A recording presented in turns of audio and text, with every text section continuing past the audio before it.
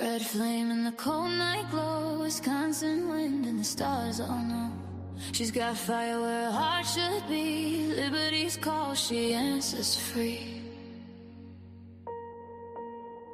Stepping hills, but she's still inside, no fear, no doubt, she won't hide. Capital lights on a battle cry, a mama lying, watch her rise. Words are weapons, truth a blade, in the chaos she's unafraid. Standing tall, she breaks the chain, crimson faith runs through her veins. Oh, they whisper, you can't change it. She smiles, watch me rearrange it. Every vote, every voice ignite, for the mothers who won't lose sight. Lover scarlet rising through the storm and smoke, voice of reason, every chain she broke. Liberty beats in her chest so loud, a freedom queen, a mother style. Crimson lights, Republican gold, this is the story the future told. Scarlet's flame, unbreakable, free, she's the power, the legacy. Moms united, hearts aligned, defending truth, they will not blind. Children's voices light the sky, they're the reason, they're the why. Born to blaze in the northern snow, Wisconsin roots, watch her grow. Constitution's ink on her soul, patriot mind control. No, she don't bend, she don't fade. Faith and family foundations laid, from freedom halls to every school. She's the queen who rewrites rule. Every scarlet rising through the storm and smoke, the voice of reason, every chain she broke. Liberty beats in her chest so wild, a freedom queen, a mother style. Crimson lights, Republican gold, this is the story the future told. Scarlet's flame, unbreakable, free, mom for liberty, eternally. Mom for liberty, eternally.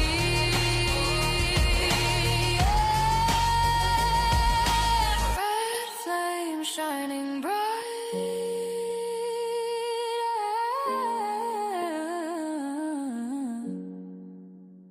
Scarlet's name, liberty's light, forever fight.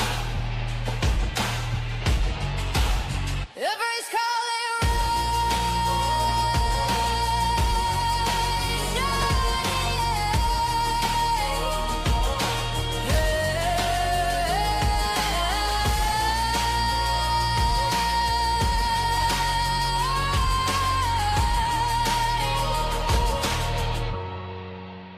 forever fight. Red flame in the cold night glow, Wisconsin wind and the stars all know. She's got fire where her heart should be, liberty's call, she answers free. Stepping hills, but she's still inside, no fear, no doubt, she won't hide. Capital lights on a battle cry, a mama lying, watch her rise. Words are weapons, truth a blade, in the chaos she's unafraid. Standing tall, she breaks the chain, crimson faith runs through her veins. Oh, they whisper, you can't change it. She smiles, watch me rearrange it. Every vote, every voice ignite, for the mothers who won't lose sight. Lover scarlet rising through the storm and smoke, voice of reason, every chain she broke. Liberty beats in her chest so loud, a freedom queen, a mother style. Crimson lights, Republican gold, this is the story the future told. Scarlet's flame, unbreakable, free, she's the power, the legacy. Moms united, hearts aligned, defending truth, they will not blind. Children's voices light the sky, they're the reason, they're the why. Born to blaze in the northern snow, Wisconsin roots, watch her grow. Constitution's ink on her soul, patriot mind control. No, she don't bend, she don't fade. Faith and family foundations laid, from freedom halls to every school. Every scarlet rising through the storm and smoke, a voice of reason, every chain she broke.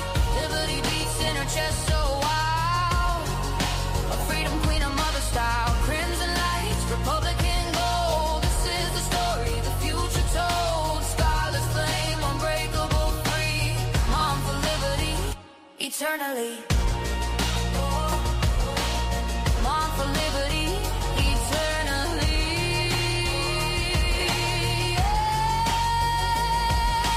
Red flame shining bright.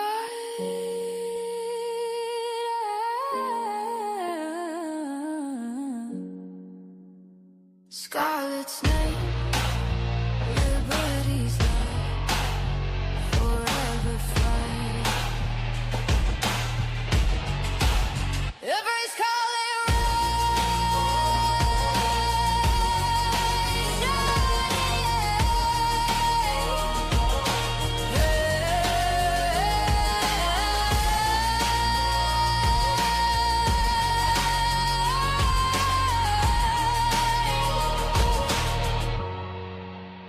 forever fight. Red flame in the cold night glow, Wisconsin wind and the stars all know. She's got fire where her heart should be. Liberty's call, she answers free. Stepping hills, but she's still inside. No fear, no doubt, she won't hide. Capital lights on a battle cry. A mama lying, watch her rise. Words are weapons, truth a blade. In the chaos, she's unafraid. Standing tall, she breaks the chain. Crimson faith runs through her veins. Oh, they whisper, you can't change it. She smiles, watch me rearrange it. Every vote, every voice ignite. For the mothers who won't lose sight. Lover's scarlet rising through the storm and smoke. Voice of reason, every chain she broke. Liberty beats in her chest so wild. A freedom queen, a mother style. Crimson lights, Republican gold. This is the story the future told. Scarlet's flame, unbreakable, free. She's the power, the legacy. Moms united, hearts aligned. Defending truth, they will not blind. Children's voices light the sky. They're the reason, they're the why. Born to blaze in the northern snow. Wisconsin roots, watch her grow. Constitution's ink on her soul. Patriot mind control. No, she don't bend, she don't fade. Faith and family foundations laid. From freedom halls to every school, she's the queen who rewrites rule. Every scarlet rising through the storm and smoke, a voice of reason, every chain she broke. Liberty beats in her chest so wild, a freedom queen, a mother style. Crimson lights, Republican gold. This is the story the future told. Scarlet flame, unbreakable, free. Mom for liberty, eternally. Mom for liberty, eternally.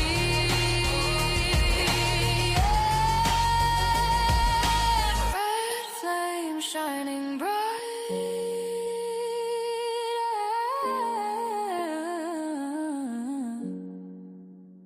Scarlet's name, liberty's light, forever fight. Every scarlet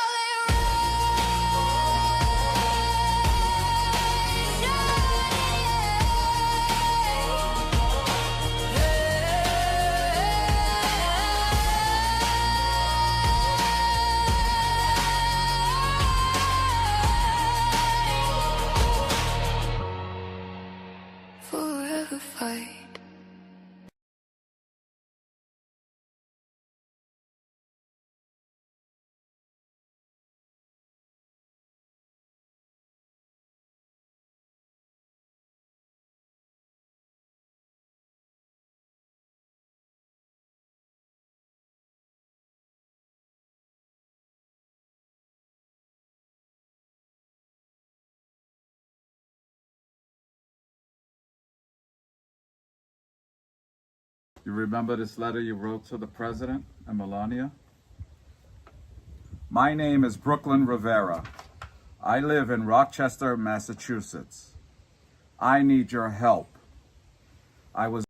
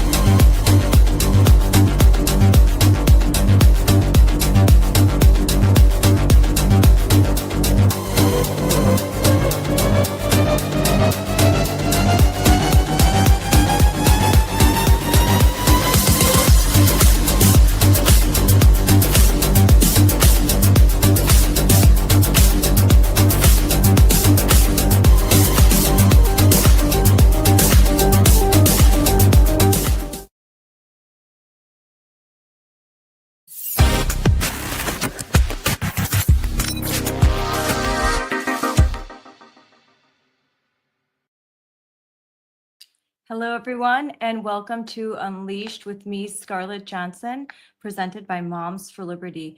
And today I have got a really shocking and sad story to share. And but it's something that I think the world needs to know about, because when they say it's not happening, they're lying. It is happening.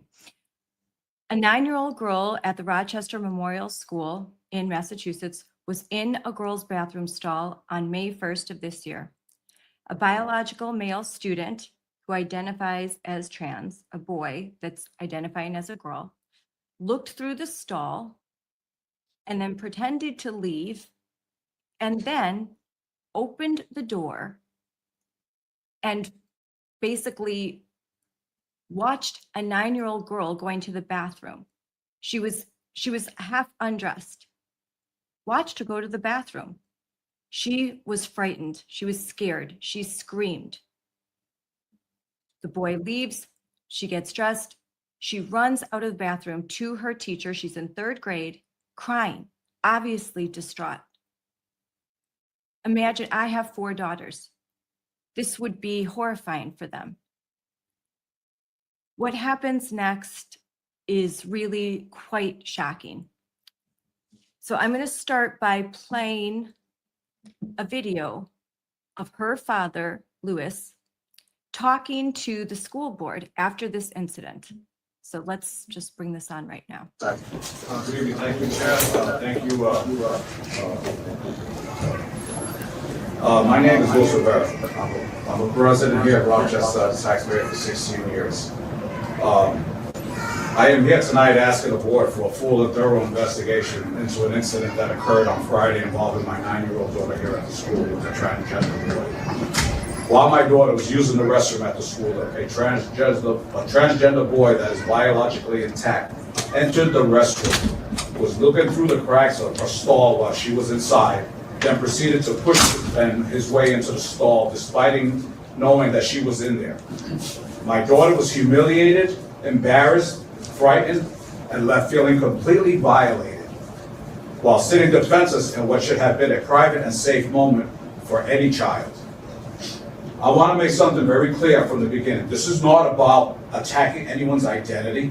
This is not about politics. This is about my daughter's right to privacy, dignity, safety. Every student deserves to feel protected while at school, especially in a vulnerable place like a restroom. Whether you define this behavior as harassment, intimidation, bullying, or voyeuristic conduct, my daughter's personal boundaries were violated. And in many situations outside the school environment, this type of conduct would have carried serious consequences. Yet, instead of feeling supported afterward, our family felt dismissed and ignored. What made the situation even more upsetting is the administration's response or lack of response.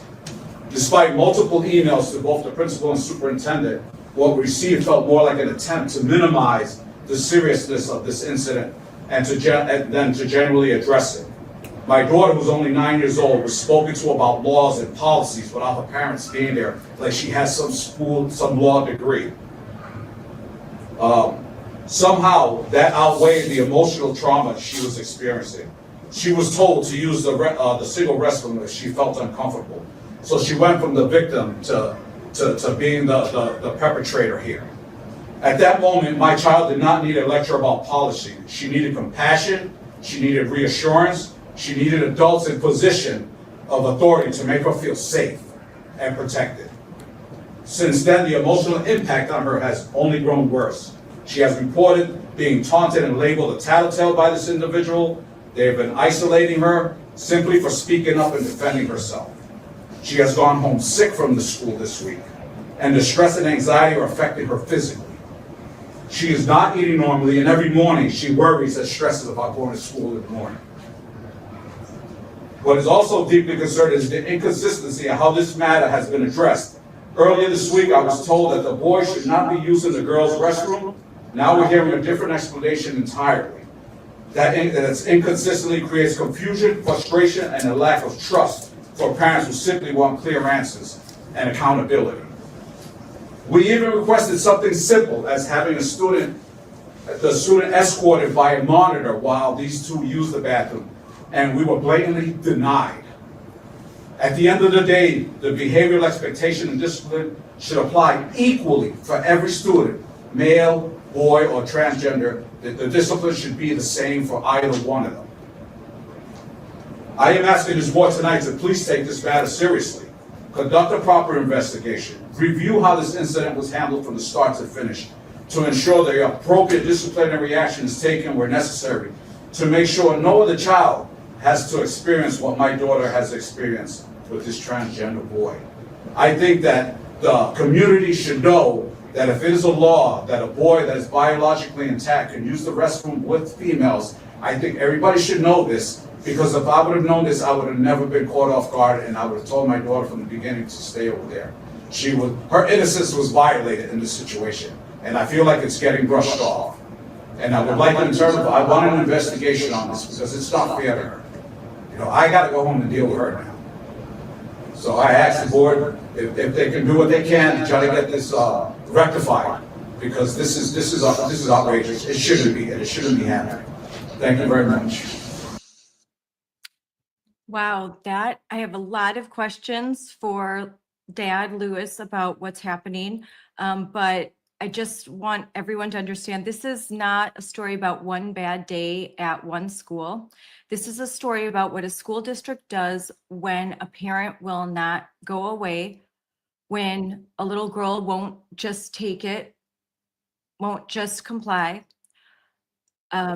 This is a story about a small community and a school district that is more committed to affirming a child's gender rather than the safety of a little girl.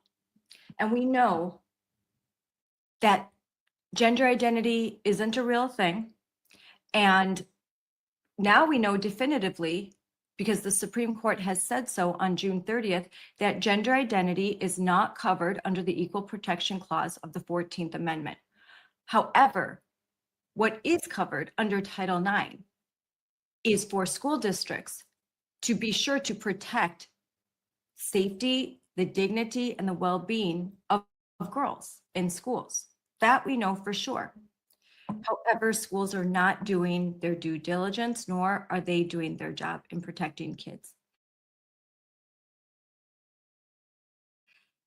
So to talk about this more, I'm going to bring on this little girl's dad, Lewis. Oh, sorry. Made my first mistake there. That's okay. Hi, Lewis. Thank you for coming on the show. Thank you, Scarlett, for having me. I appreciate it. That was a very emotional speech. I've spoken before my school board many times, but never on a topic quite so heavy as this. I think you did a really good job keeping it together, because you must have felt very emotional. But let's start from the beginning. Tell us a little bit about you and your family, where you live, and how you got to this point. Sure. Yeah. So I live here in a small rural town of Rochester. It's part of a tri-town community. Since it's so small, they're all intertwined with two other towns. This town that I live in, it's approximately about 5,800 maybe residents or so. I've been here 16, going on 17 years now. I've established my roots here, got married, and I started raising my family here. And my children have been active in the community with Girl Scouts, Boy Scouts. I'm a coach for my son. I have a 10-year-old son and a 9-year-old daughter. Very active in the community, small conservative-ish town. We have like 2 stop signs, no street lights. So you could picture it that way. A lot of farmland. And my daughter and my son go to the local elementary school, which is the Rochester Memorial School for this town area. There are 3 other elementary schools in the tri-town. And things just seem to be normal, right? Until you see and you hear about this stuff in other states. And I watch the news all the time. I try to stay on it, but you never think it's happening in your own backyard. And until it affects you. I never thought I'd be the one, or my daughter would have been the sacrificial lamb for this story here in this town. But that's what it happened on May 1st. Let's go back a year prior to this. This boy has been in the school, and I'm going to say a boy because he's a biological boy, even though the administration refers to him as she in all their reports. They try ushering my daughter on a field trip to see the Mayflower down the road here in Plymouth, into a bathroom. And my daughter came running out and told the teacher, I am not going in there with the boy. I called on that issue immediately that afternoon when she got home, and she told me. And the principal said, well, I wasn't there, so I don't know, but I will look into it. Never heard anything else back again. Left it as is.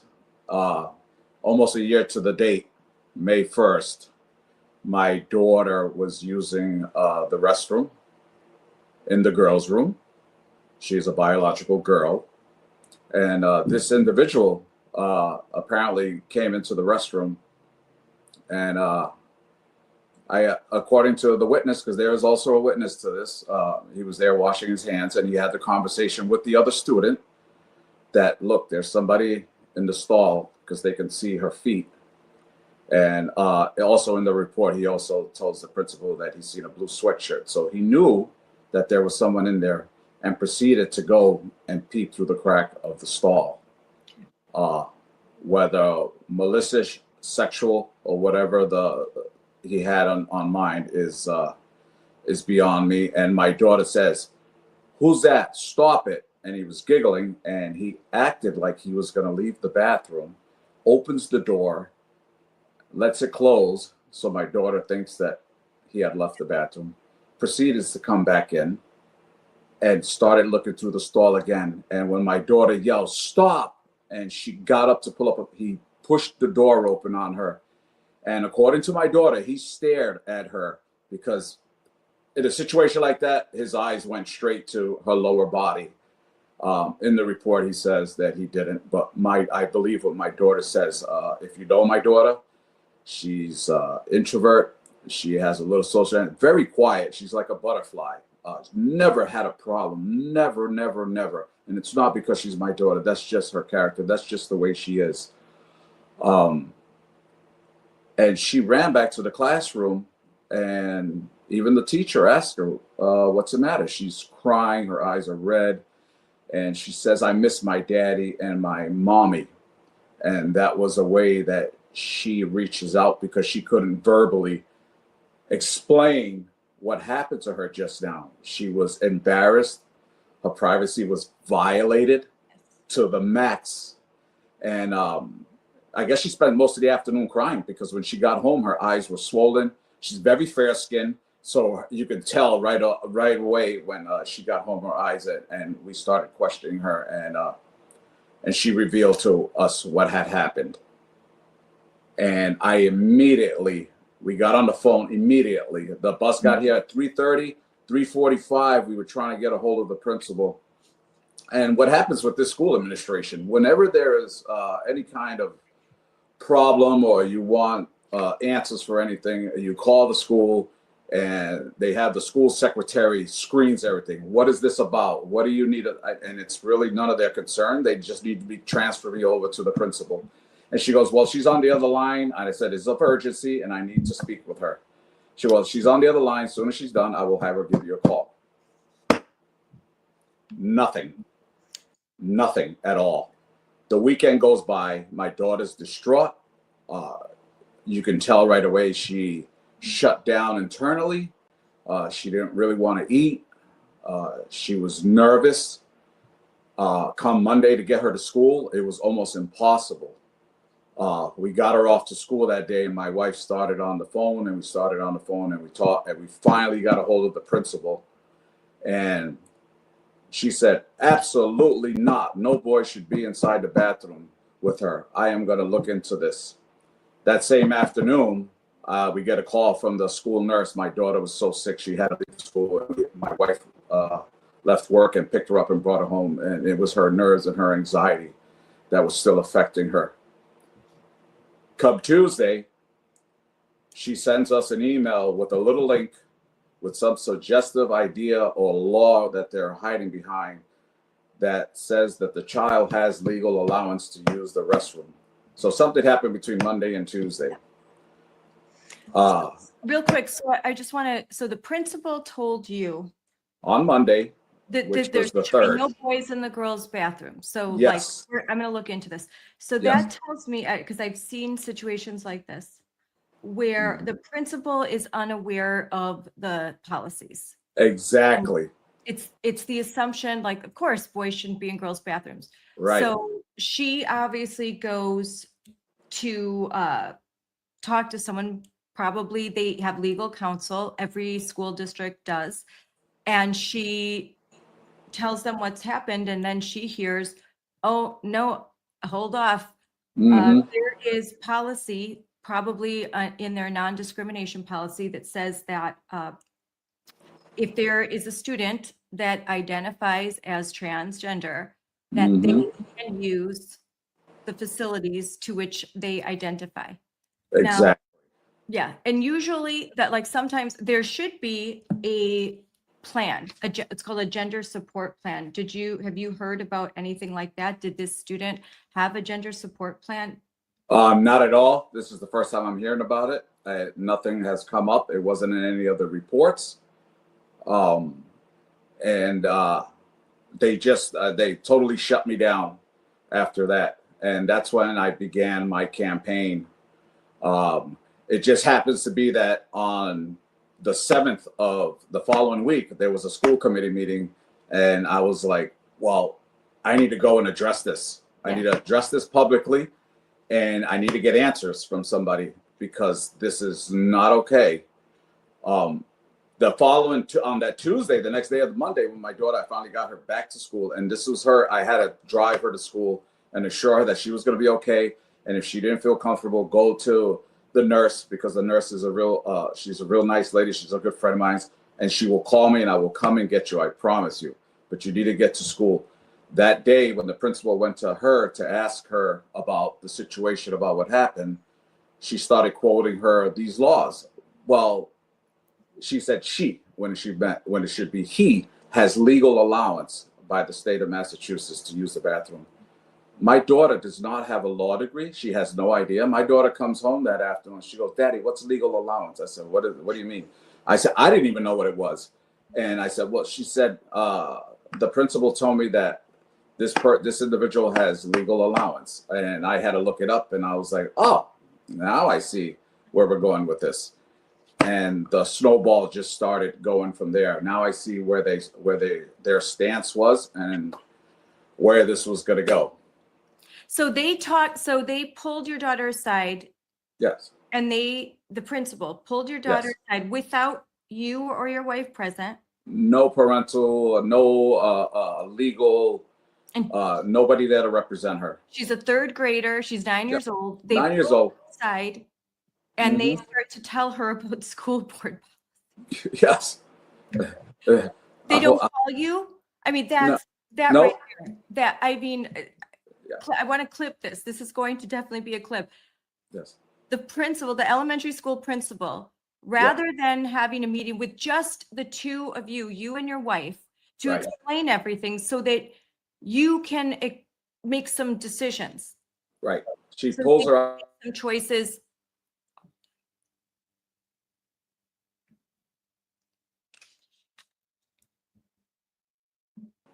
Yeah, so they had the principal pulled my daughter from the classroom to investigate, quote, about what happened, and she quoted her this policy or this law that they've managed to twist in their favor, saying that this child has legal allowance. What happened between Monday and Tuesday? I think she someone must have told her. She either went to the superintendent or spoke to council to find out what was going on, and the next day she had changed her mind and her stance on if the male should have been in the bathroom, and they've stuck to their guns ever since. So I'm going to put on stage, this is one of the emails between your wife and the principal. And your wife is just saying that she's left a message with the secretary. There's several messages going back and forth between yourself, your wife, and the principal, wanting to know what's happening, and good that you create a paper trail by using an email. Yeah. We spoke this morning about a male student using the girls' bathroom. That was the third incident. Yep. My daughter told me she saw you speaking with that male student this morning. The same male student was using the girls' bathroom again. He has now been spoken to 3 times and it's not working, and no female should have to deal with this. Yeah. And then just detailing this is unacceptable behavior, and you are CCing the superintendent. So you guys, you've been told you're dealing that, hey, we're dealing with the situation. We've got it under control. This shouldn't be happening, Right. but it keeps happening. And Exactly. it seems like that it wasn't, this is not the first incident that happened to your daughter, because you said a year ago it happened at a field trip, Yep. but now it was happening in succession at the school. Yes, there was another incident that was spoken about. He slid underneath the stall, and then another incident that he climbed over a stall. They said it was empty, so they say this was all from witness testimony. That's on the Title IX investigation report, and they continue to try to downplay it like it doesn't exist. The principal, since it was a verbal communication that we had about the no boy should be in the girls' bathroom, she's blatantly denying it now. She lied on the report. It's unacceptable. It's just unacceptable. This should not happen. And the people that we entrust with our children for 6 hours a day, we expect them to uphold their duties. We put these people in place. We vote them in. The school committee brings them in. They're supposed to protect our children for the hours that we're not there with them. We expect them to treat them as they were their own. Yes. And they're not. And I'm pulling up another email that is from your principal. And I'm going to bring that on just a second. Okay, here this is. This is from the principal using he, her, hers pronouns. And here's where she says, I spoke to Brooklyn to get her side of the story. So again, is this the incident where she's talking to your daughter without you present? Exactly. And she says, I let her know that she can use a single stall bathroom if she feels uncomfortable. Yes. And she put a plan in place to ensure that the staff are aware of the plan. So she pulls your 9-year-old third grader in and presents her with their safety plan without you present, without parents present. She gives the safety plan to a 9-year-old, talking to her as if she's an adult, using legal language, explaining a policy that clearly she did not even understand until a few days, until this incident. Even the principal didn't know the policy. And now she's explaining to a 9-year-old third grader the policy. And, Correct. and do they even follow this policy? Excuse me? They didn't even follow this No. plan, did No, not at all. Like I said, 2 hours later, this individual was running in and out of bathrooms, and he's allowed to use the boys' or the girls' bathroom, whatever he feels like he is for the day. That's sad.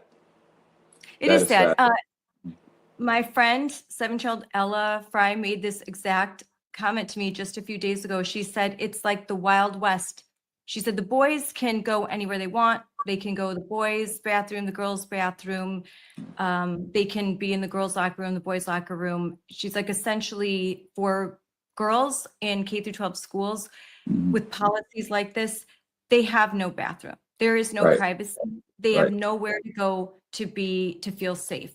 Right. It's just thrown open the doors of all these private spaces for girls and said, it's a free-for-all. Exactly. And when she did this safety plan, and she's did a blast email throughout the school to all the employees of the school, I said, okay, now not only you're adding insult to injury, you're embarrassing her, because now you told everybody instead of just fixing the issue with the individual, everybody knows this happened to Brooklyn now. Now you're embarrassing her on top. She's already emotionally distraught. Why, why are we doing this? Like, why? Yeah, I have it in front of me. I have the safety plan. Yeah, and all the staff, it's sent to all the staff. She'll have an access, a check-in with a safe, supportive adult when requested.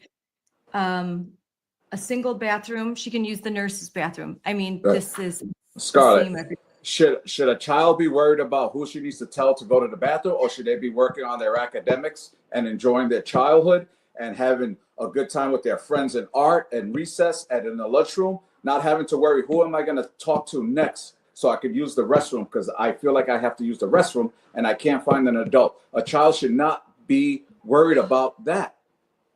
No, they shouldn't. Going to the bathroom, they have made going to the bathroom, it's like a UN treaty. I need to use the bathroom. So now we have to start the process of going to the bathroom. She's 9 years old. She's in 3rd grade.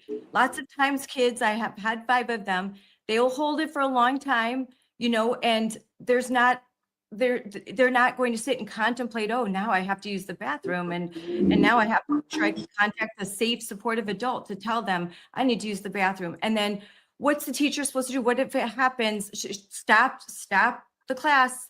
I have to go walk your daughter, walk Brooklyn to the bathroom, and everyone knows what's happening. Right. I have to monitor her, or I have to call someone that's going to come and take her to the bathroom, another female. This is absurd. When all they have to do is tell the boy to use the boys' bathroom, or tell the boy to use a single stall bathroom. Correct. When I actually didn't tell you about this. We had went in to speak to her about therapy, about getting her therapy bridged over to the school. And I sat in front of the principal and I said, so what is the plan for next year? She goes, well, we have a walkie-talkie for this person and a walkie-talkie for... I said, are you kidding me right now? Who's going to keep track of this? Is everybody going to be on walkie-talkies instead of teaching the class? It's just insane. It's insane. The bathroom walkie-talkies. There's a girl they're going to have the bathroom. Yeah.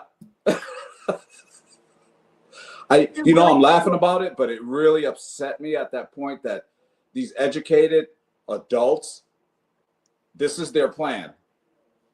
When there was a simple solution. The simplest solution that I gave was just to have a monitor. It wouldn't have cost the school system that much money to clear the bathrooms before and after, both with this individual or the girl. And not even that, he should not be in there.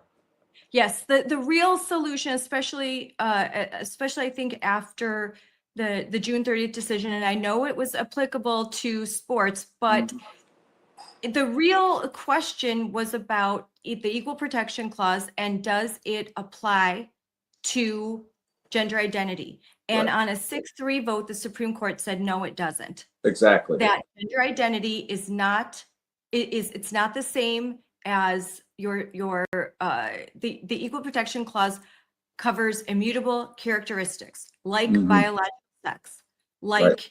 your race. Those things were covered, but not gender identity. That was very, very clear. That was the Yep. 6-3 part. Yeah, Clarence. Yeah, Clarence said it perfectly. Yes, yes, and that gender confusion, gender dysphoria, that is a mental illness that cannot be treated by Title IX. Exactly. And that girls' spaces, and Justice Kavanaugh, who wrote the majority opinion, made it very clear that when it came to sports, there were biological differences that made it inherent that girls should have separate sports, separate categories, just to be fair. And I think in bathrooms, there are biological differences that make it clear that girls should have separate spaces from males, especially when let's all just be real, it's more likely that a girl is going to be assaulted and face sexual harassment in a private room that's shut off if males are allowed to enter, then boys would be afraid of girls. I have heard there are oftentimes there are girls that identify as boys. They don't use the boys' bathroom. Why? No. Because they're afraid. Right. Because they're Right. afraid. They don't want to be alone. Even these girls that are suffering from this gender dysphoria, even they know, even if they identify as boys, they don't want to be with the boys. Exactly. Exactly. Girls don't want to be in these spaces with boys. It's part of, I think it's an instinct, an evolutionary instinct that was Yes. put there for a reason. For a reason. Correct. For a reason. Yeah. And we should be protecting girls, but we should Yeah. also be protecting reality. Because to me, this isn't just about protecting girls. It's about our language. It's about reality. It's about actual science. And when we compromise truth at this level in government and schools, that is a recipe for disaster. It's a civilizational problem, and Right. it leads to the end of, I believe, Western civilization. So it's a bigger issue. But I think in this case, the fact that you say that there's a plan for next year where there's walkie-talkies, there's all of this, and there's just a refusal to face the truth. Now, you said you live in a small area, rural. How many school board members do you have in your area? There are 5 on this school board. There are 3 or 4 in the other town, and 3 or 4 in the other town, which make the whole. And there's 1 superintendent. And if you noticed, I haven't sent you any emails from the superintendent because he's been quiet. He kicks the can down. He doesn't want no publicity on this. He's letting everybody else hang from a noose when he is the top guy that at least should say, let's get something done so we can put this to rest. I sent him an email last month and I said, Mr. Nelson, I said, I would love to have a conversation with you, just one-on-one, on or off the record. Doesn't make a difference. I said, I think we could come to a resolution so we can put this away, put this to bed. The community is in an uproar. Nothing. Absolutely nothing. You know, I coached his son and I told him, I said, you're a father. You need to understand where I'm coming from. If you look at the Tri-Town School Committee, I told him at the end, I said, you're a dad. You know, you need to understand how I feel about this. How can you just sit there, not even emotionless? It's so frustrating. And how many students are in the school? There's probably about 300 to 350 in this school. Okay. So what and I pulled up the policy, what they're talking about. There's and this happens a lot, even when there's not a specific bathroom policy. There is a school board policy, in this case, in yours, a policy against discrimination, harassment, updated. And in that policy, I'm going to bring it anti-discrimination, the categories in which discrimination is prohibited include gender identity or expression, including transgender and gender expansive students. Mm. Just that simple statement, that simple policy can be and is interpreted by lawyers that work for school districts to mean that if a student identifies as transgender, that it is discrimination to prohibit them from using the bathroom, locker room, or participating on an athletic team of their choice, of the identity that they hold. Correct. However, these policies are in direct violation of President Trump's executive orders on the guidance offered by Linda McMahon and the Secretary of Education, and the interpretation, the legal interpretation under federal law by Assistant Attorney General Harmeet Dillon. She is the Attorney General of the Office of Civil Rights. And you add that the Supreme Court of the United States has said that gender identity is not covered under the 14th Amendment, and that is anti-discrimination law. So there is the ability of a school district to reverse this policy. They can reverse this policy. Sure. If you have a school board that's saying they can remove this policy, they can cite everything that I said, and yeah, they might risk a lawsuit, but they're going to risk a lawsuit either way. Right. There's going to be Correct. parents like myself that are going to say, you are violating my daughter's Title IX rights. Yeah. And But I we- believe in this Yeah, situation. we are the Title IX. majority. Yeah. We are the majority. So the majority always rules in any situation.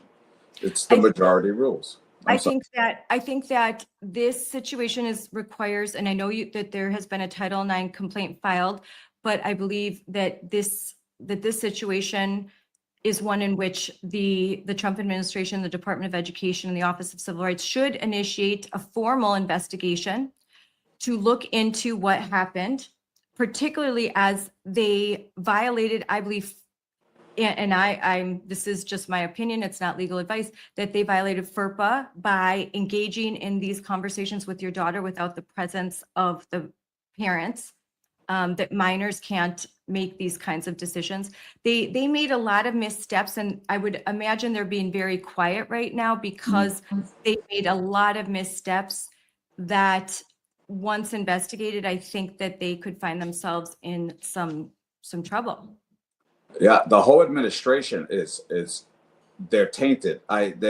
We can spend hours. I can keep giving you stuff here between guidance counselors, principals, the committees. They try to write policies, and there's a subcommittee in the other two towns. And if they don't like the policy, it never makes it to public forum. Nobody gets to see it. If the individuals over there doesn't like the policy, it gets thrown in the trash. Nobody gets to see it. And I know one person that has been trying to fight for this, and it's like it's like 70-30. Like the board is against him. So I need to dismantle the whole school committee and get people in there that will help try to write policies to help protect these children.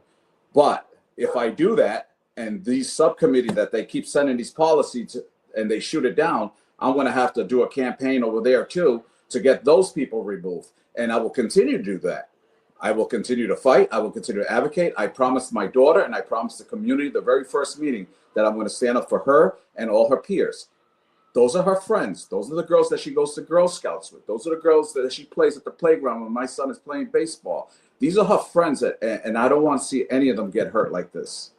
They shouldn't have to go through this. What you're saying, if people don't understand that policies are written in committees, and it's the same Yes. at school board level, at the state level, the federal level. And if a policy doesn't get out of committee, it doesn't get to the floor to get voted on. So if a policy can't even get out of committee on a school board, then it can't come up for a vote. So you have at least one school board member who is willing to tackle this, but he can't even get these policies out of committee. Nowhere. And the only way, and the public is not invited usually to attend these committees. These are all closed door sessions. So there's no way, unless you do open records requests, for you to find out what happened in that committee, and a lot of that will get redacted. So you'll end up getting just this big redacted document because everything will be covered.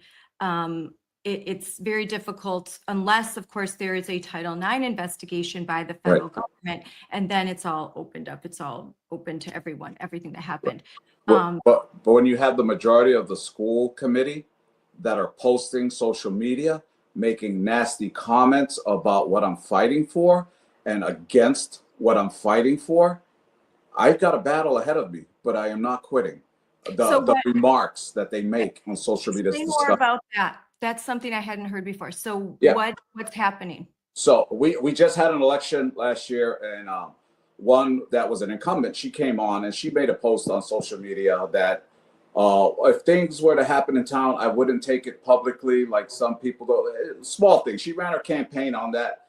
I know who she is, but she'll sway either way or the other, depending on which way it leans. So she's a follower. The next one that came in, very nasty. She stood up at the second school board meeting, and I sent you that video.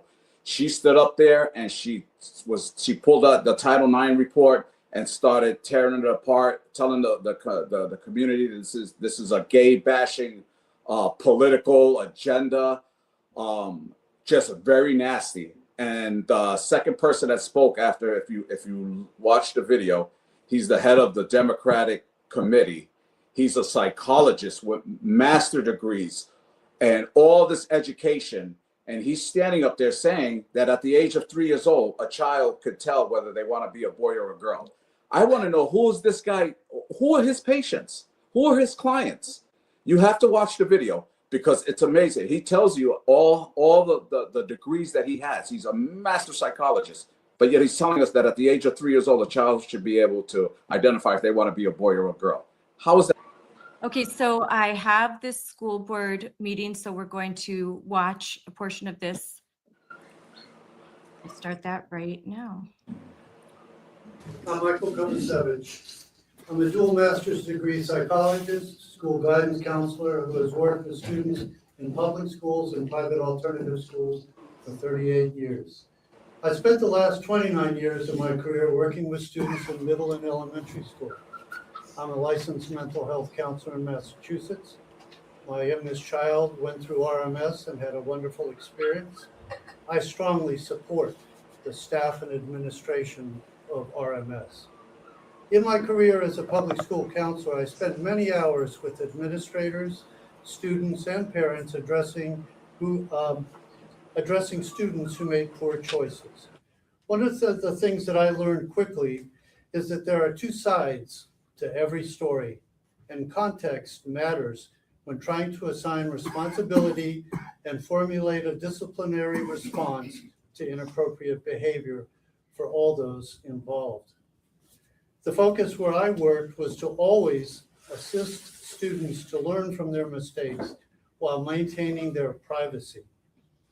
I see the administration of RMS functioning the same appropriate way in the matter of what has now become a one-sided public media takedown of RMS, and most sadly, the student publicly accused of harassment. I've been very upset about what I have seen and heard online, in podcasts, and on AM radio concerning the behavior that occurred in the girls' bathroom in RMS. First and foremost, we only have one side of the story presented by an upset parent. Context matters. We also have a group of people speculating, then amplifying speculation until it seems like it's a fact on what happened in the bathroom. The event has been inappropriately turned into a political and campaign tool. The family on the other side of this issue has been scapegoated on social media and is literally being driven out of town. The school was following the law as it stands in Massachusetts, providing access to girls' bathroom to gender non-conforming children. I ask you, have you ever gotten to know a gender non-conforming child, young adult or adult? You may be a person who thinks it's a choice, and how they identify can be driven out of them. I'm here to tell you that as a counselor, I have met and worked with many wonderful non-conforming students who need support in navigating a society that does not understand them and thinks they can simply be coerced into binary conformity. I'm here to tell you that indeed children as young as 4 years old display their nonconformity. Not recognizing them and providing support leaves this vulnerable population subject to depression and suicide.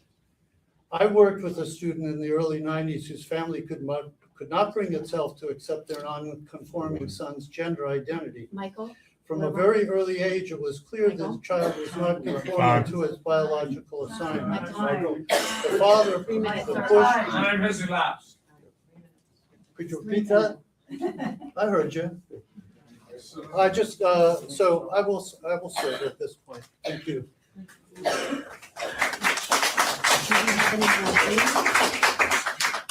sign-ups on Zoom at the moment. Next, in-person sign-up is Deborah Tolstanov.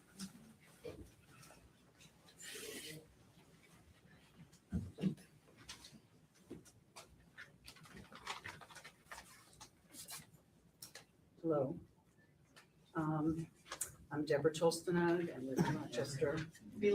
Okay. I'm speaking today because I believe that all students and families deserve to be treated with care and respect in our community and in our schools, and have their privacy rights respected regardless of who they are. Every parent sends their best child to school. This quote speaks to all children being precious to their families with all their differences, and that the school will work with each child as they are without judgment. As parents, none of us are immune to facing challenging issues with our kids. We rely on the care and compassion of school professionals to address issues when they arise with discretion and sensitivity, fairness and respect. Most of us would be horrified to have a story about our child's issues spread all over town. I am disheartened that members of our community did just that and engaged in a smear campaign against a 9-year-old student, their family, and our school, fueled by misinformation, conjecture, and prejudice against gender nonconformity. The incident was blasted across multimedia platforms with many twists and turns to fit their political narrative, referring to a bathroom incident between two 9-year-olds as sexual harassment, and demonizing the school officials for the way this was handled. This is shameful and ignorant, and it serves to undermine the integrity of our residents and our school community. For the record, 9-year-olds are not sexually motivated, regardless of their gender identity. In addition, this incident was used as a campaign strategy in the recent town school committee election, using signage reading "concerns for our school" on voting day as one example. The irony here is shocking, that a school committee candidate and their supporters would actively promote a prejudicial misinformation campaign and ultimately an attack on a child, their family, and the school. All of this is an effort to serve on the school board. This makes no sense. Rights don't discriminate. They are for everyone with all different lifestyles and values. Using vulnerable children and hateful rhetoric to promote a political agenda causes real hurt to real people and erodes our community.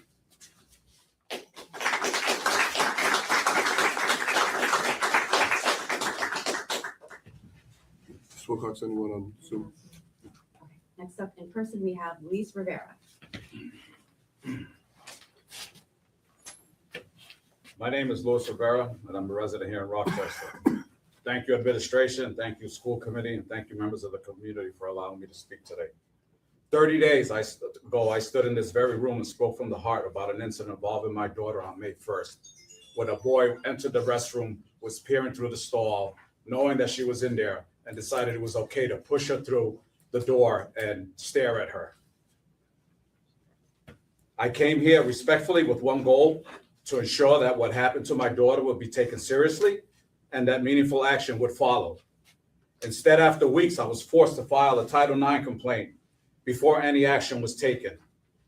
It should not take weeks for a family to receive answers when a child has been affected like this. At the last meeting, I asked for transparency. I asked the parents to be clearly informed, for the parents to be clearly informed about the policies and laws governing restroom access, so they could have informative conversations with their own children. Instead, the information was buried in a brief small newsletter from the principal that families likely never saw. What disappoints me the most is that we have missed the opportunities for meaningful dialogue. This matter was not placed on the agenda, and as a result, we have not had a public discussion this community deserves. We could have talked about strengthening student privacy, improving procedure, and preventing situations like this from happening again. Let me be clear, and I said it last month, this is not about politics. This is not about Democrats, Republican, religion, race, left, right, red or blue. It's not about hostility towards any group of people. This is about the safety and privacy and well-being of all of our children. My daughter's experience matters. The experience of every child in this district matters. The current measures put in place is not a long-term solution. Sending students to the restroom one at a time may address the immediate concerns, but it does not solve the broader problem. We need thoughtful, fair, and effective policies that protect all students, not punishing the whole class. My concerns extend far beyond my daughter. There are thousands of female students in this district, and the decision made today will affect them for years to come. We have the obligation to ensure that every child feels safe and protected. As a father, it's heartbreaking to watch my daughter relive that experience through investigations and interviews. Every time she has to tell her story over, it crushes me on the inside. But it also strengthens my resolve to seek answers and advocate for her. You have the authority right here to lead, review the policies, engage the community, consider solutions that worked in other districts in this great Commonwealth of Massachusetts. I will continue to advocate for my daughter and for every little girl whose concerns deserves to be heard. I stand before you emotionally exhausted behind this, but I'm determined. My daughter has a name and a face, and I am her voice, though. I will continue to use this voice until meaningful changes occur. Thank you for your time.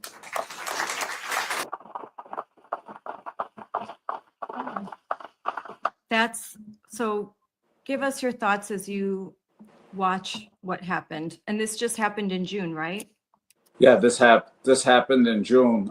We had the biggest turnout this town has ever seen for a school committee meeting. There was literally there was standing room. They didn't really span around, but they had to get chairs from other classrooms. They should have just moved it over to the cafeteria, to the auditorium. There was another lady that spoke, and I think it was after me, which was one of the newly elected school committee members that tried to tear apart my Title IX investigation. She was just elected, and the stuff that came out of her mouth should not be from a person that's put into a position that's supposed to protect our children. It was terrible. And you heard the gentleman with the many degrees on his beliefs. And the video goes on, and you hear some empathetic stories of parents that just moved into town and now they regret sending their children to the school. The people are aware. They're starting to listen. And that wasn't the last one. I went to another school committee meeting. Wherever I get a chance to, they refuse to put me on the agenda. They could have put me on the agenda at first. Now they're hiding behind, since it's an ongoing case. So I could only speak at public comment, but I will speak at every public comment until this is resolved. Yeah. So yeah, that's your only chance. Public comment is your chance to say something and have it recorded, so that right now sunlight is the best disinfectant. When you are in deep blue areas, deep blue states, even though your area is not, clearly those that are running for school board they are going to be supported by teachers unions. Mm-hmm. The candidates are oftentimes asked to run by superintendents. Teachers unions find candidates, they field them, they fund them. Mm-hmm. And that's what for Liberty, we're a small grassroots organization. We have big numbers, but we don't have the budgets of teachers unions, hundreds of millions of dollars. Yes. But they see us as such competition, and they go after us all the time because we're just simply trying to start to do what they've been doing for a long time. Mhm. They say it's not political, but when the NEA, when Randy Weingarten, when they have their big events over the summer, and this has been reported extensively, particularly by Corey DeAngelis, when they have their big events, they say teaching is political. This is all political. And it's basically a very long 3-day anti-Trump, pro-trans agenda, pro-DEI convention, lots of Marxists. They're blatantly Marxist, supporting Democratic Socialists of America. They focus more on indoctrinating kids than educating kids. You don't talk about reading, writing, math. They talk about ideology. They talk about politics. They talk about ICE. They talk about this transgender ideology, but they don't talk about educating kids. But they accuse you of being political simply Right. because you don't want a boy in your daughter's bathroom. You aren't. That's all that you're asking. You're asking for a safety plan for your daughter. You're even willing to compromises if she could just have someone taking her to the bathroom, there could be some kind of safety plan. But I think at the end of the day, they aren't going to do anything that would be viewed as some sort of capitulation to you, and that would be seen as in any way some sort of denial of this trans agenda. Like they will do anything. They will bend any moral, any principle, any policy. They'll just move heaven and earth in order for a boy pretending to be a girl to feel comfortable, at the expense of actual girls, at the expense of parents, at the expense of the district. It doesn't matter what it costs. They seem to be willing to do it. And that to me seems more like a religious fervor rather than an actual policy. They seem to be religious fanatics. Correct. They have no ceiling. Somebody said that. They have no ceiling. So they will continue. I was never a very political person. I put my flags out for Memorial Day and 4th of July. But what I noticed when this happened, the people that reached out to me with compassion, with empathy, with support were my people, the Republicans, the conservatives. Not one Democrat said, "Hey, I'm sorry about what happened to your daughter." Not one liberal came, said, "Hey, do you need any emotional support?" That's how it turned into this big political thing. Like I vote red. I love my president. He's doing a great job, and so be it. But this was not about a political agenda. They're trying to make it look like it's a local political thing. It was nothing like that. It shows the information shows that the people that are helping me out are the Republicans, the conservatives, people that care about our children, care about our country. They don't take the Constitution and try to twist it and turn it like these people are. And it was to a point I said, this stuff has to be, is it contagious? Is this mental disease actually jumping from one person to another? Because they truly believe it.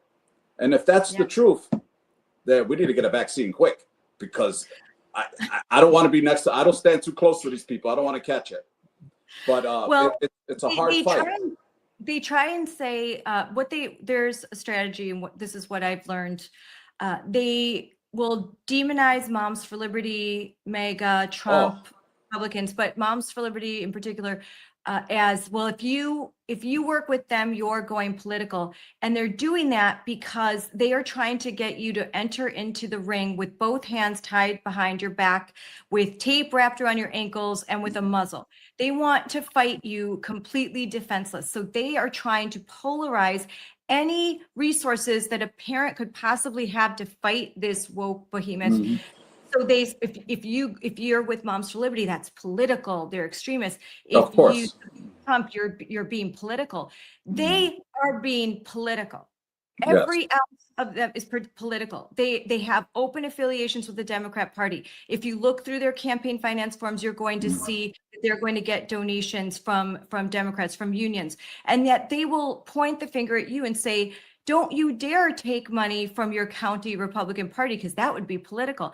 So there's just for people to understand, to not fall into that trap. They're trying to make it look like you are being political with education. All you have to do is look at the teachers unions. Like you said, look at their private Facebook pages, their Instagram pages, if you still have them private, public. You'll see that they are extremely political, but the media doesn't cover that. The media is only going to cover you, and it's the bias. And that's why we have to expose this. And Moms for Liberty does that very well, exposing all of this, as do other groups that are we're nonprofit, we're not a PAC, but we work in the field of politics because that's how you can get things done. And the only candidates that we endorse as an organization are school board candidates. And because that's where we think that parents can be real agents of change. So what you're doing is just God's work. It all starts local. It all starts local. When you see what's happening across this country, everyone has to understand that the reason why there's a rise in these DSA candidates, there's a reason why there are young people that are now saying that socialism is preferable to capitalism, that free markets are a thing of the past, that it's better for the government to run everything from utilities to private businesses. The reason why they're attracted to this is because they have been indoctrinated. They don't even know what capitalism is. They have been to hate their country. They are undereducated. They don't read very well, and they don't read primary source documents. They don't understand the Constitution. They only repeat talking points. So the education system hasn't failed in the eyes of teachers unions and Democrats. It is succeeding. It is doing exactly what they had hoped. It's creating for almost illiterate people that will vote and do what they're told. Exactly. And once you accept that, and it's hard to believe that, but once you accept that, then you understand a lot. And I don't think that teachers a lot of teachers are complicit in all of this. I don't think that they are thinking, oh, I'm going into education to indoctrinate kids. I think most teachers have good motives. I think even a lot of administrators, like your principal, initially thought, oh yeah, of course boys can't be in the bathroom with girls. But she's got the pronouns. She is part of this ideology. So she has to, at the end of the day, do what she's told, regardless of if it's fair or if it's right. And this is the situation we're in. So we have to be honest about it. And the more that you don't just, the more that, and I see that you're doing that, the more that you don't take it personal when they say you're being political. The more that you see the online attacks and you understand that these are trolls, a lot of times they aren't even in your area, the more that you can withstand what they are going to try to do to you to get you to be quiet, to shut up, and to comply. Exactly. And I've responded to a lot of these people. I said, what you're trying to do is create civil unrest in the community, and it should not be about that. At the end of the day, this is about a 9-year-old little girl that is my daughter, that God entrusted me with her to protect her. And that's what I'm doing as a parent. Everything else is secondary. I cannot let this happen to her, and I cannot let this happen to other peers. What happens in the elementary school, the kids are so vulnerable. And this is where they're going now, right? They went through the high schools, they went through the junior high schools. Now they're getting it on the elementary level. The children are like sponges at that age, right? So they go to school and they have a figure of authority, like a teacher or a principal or a guidance counselor. Anything you tell them, they will believe because they know no better. What a better candidate for them to start with this brainwashing or whatever you want to call it. It's not going to happen. It's not going to happen on my watch. I just want to keep exposing it. The people, the more information they get, the more they're aware of it, and they need to get out and stand for what is right. This stuff is like cancer. It's eating away slowly but surely, and we need to cut it out. And that is my goal. That is my goal. And until I do not find that my daughter is whole again, I will not stop this campaign. And I even think after that, God has given me the calling to continue to speak out for children, boys and girls, because they need protection. Yes. They're our children. They're our future. What is the next generation going to be like? It's scary. It is very scary. Yes, and it's boys too. I was just at an event where a mom brought her 2 young boys, and she said, I'm a boy mom, but I'm bringing my boys to this event to save girls' sports, to protect girls' private spaces, to meet Riley Gaines, because I'm teaching them how to be a gentleman, how to respect women, how to treat women. And I would never want them to, I want them to be protectors of women. And I really admire that. That's why I think you should include your boys. I'm so glad to see a dad in this fight, because we need dads. That energy, that male energy, that protective spirit needs to be over our girls, because they're so vulnerable right now. And Exactly.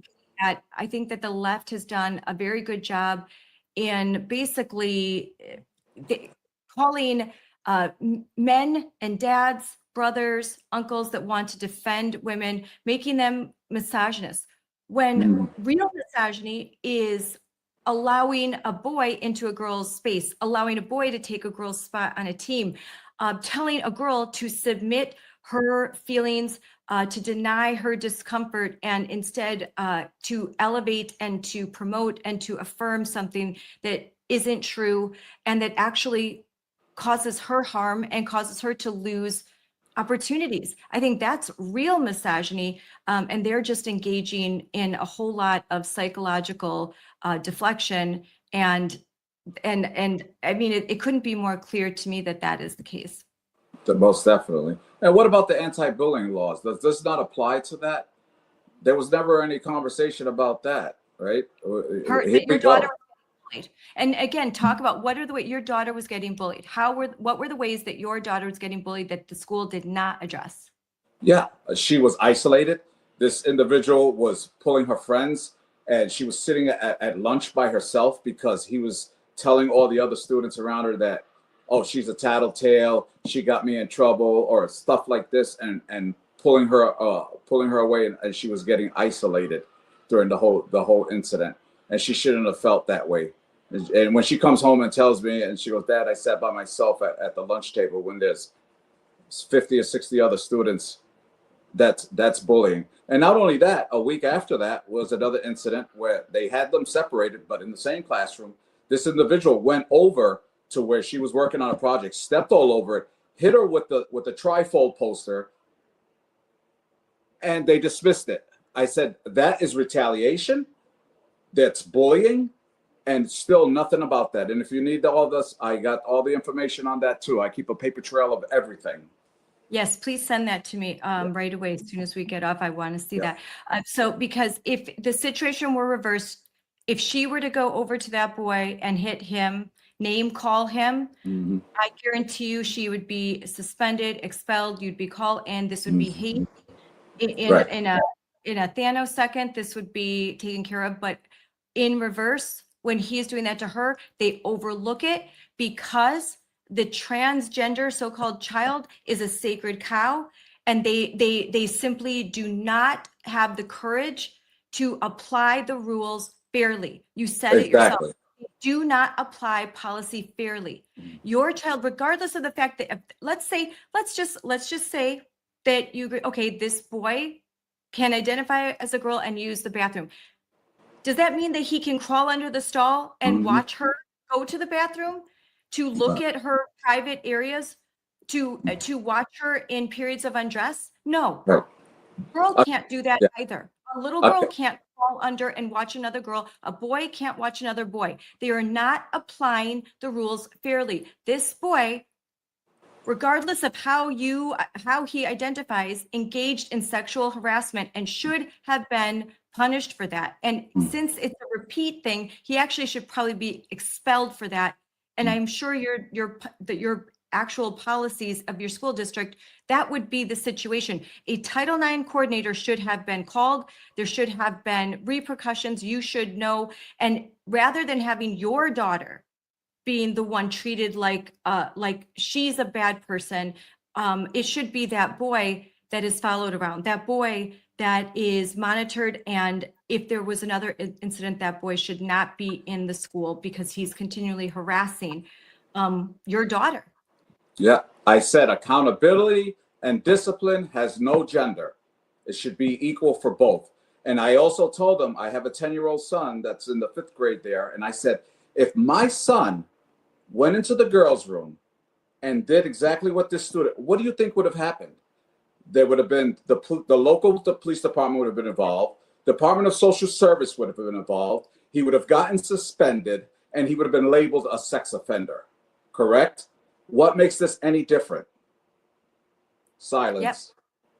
That's all I get is silence. And You're it just exactly gives me, and it just gives me more drive to continue fighting when they do things like this. Yeah, in situations like this, the protocol is a Title IX coordinator, a call to the local police, and a police investigation. Right. Social services. It is a very serious thing. A complaint like this, a sexual harassment in schools is very serious. And like I said last night, if your school district cannot handle sexual harassment among 9 and 10-year-olds, how are you supposed to trust that they can handle it if there were an adult who was harassing children? What if one of their own, what if a staff member is harassing children? If they can't police and monitor even small children, how are they going to, how can they say we can guarantee the protection of your children from adults? And grooming behavior exists every day. There is a news story about a coach, a teacher, an administrator, someone that is in a school district that is engaging in improper behavior with minors entrusted in their care. So I think parents need to question, if they can't deal with this situation, they probably can't deal with a more, even more serious situation with adults. And that should be cause for concern. Even if you are like, if you think, oh, I don't want to get involved. There's too much angst in the community. You have to consider the fact that even if you don't have kids in the district, this should matter to you because your taxes fund this school system. These are the children in your community. You hope that they grow up and they stay in the community and become the adults in the community. And it should matter to you what's happening. I think there's no excuse for not protecting children. If you are an adult, children are entrusted in your care. The children in your community need protectors, and you need to stand up. Even if you don't have kids in the district, you should be at that school board meeting because you pay taxes, and you should say something. Exactly. And I try to make the community aware. And some of them will either react, well, my child already went through the school, or vice versa, or I homeschool.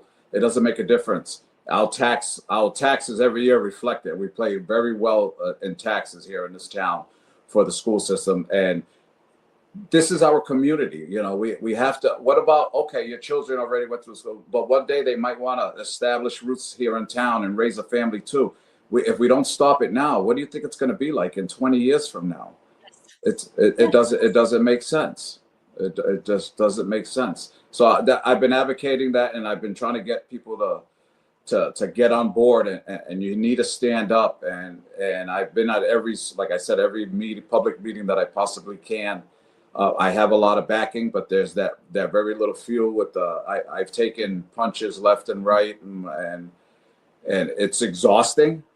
Yeah. But I'm driven. I am very driven, and I will not stop. And then in closing, I want to, and we'll have more conversations, but I want to, because I have a video here of what you're doing next. So let's watch this, then you can comment.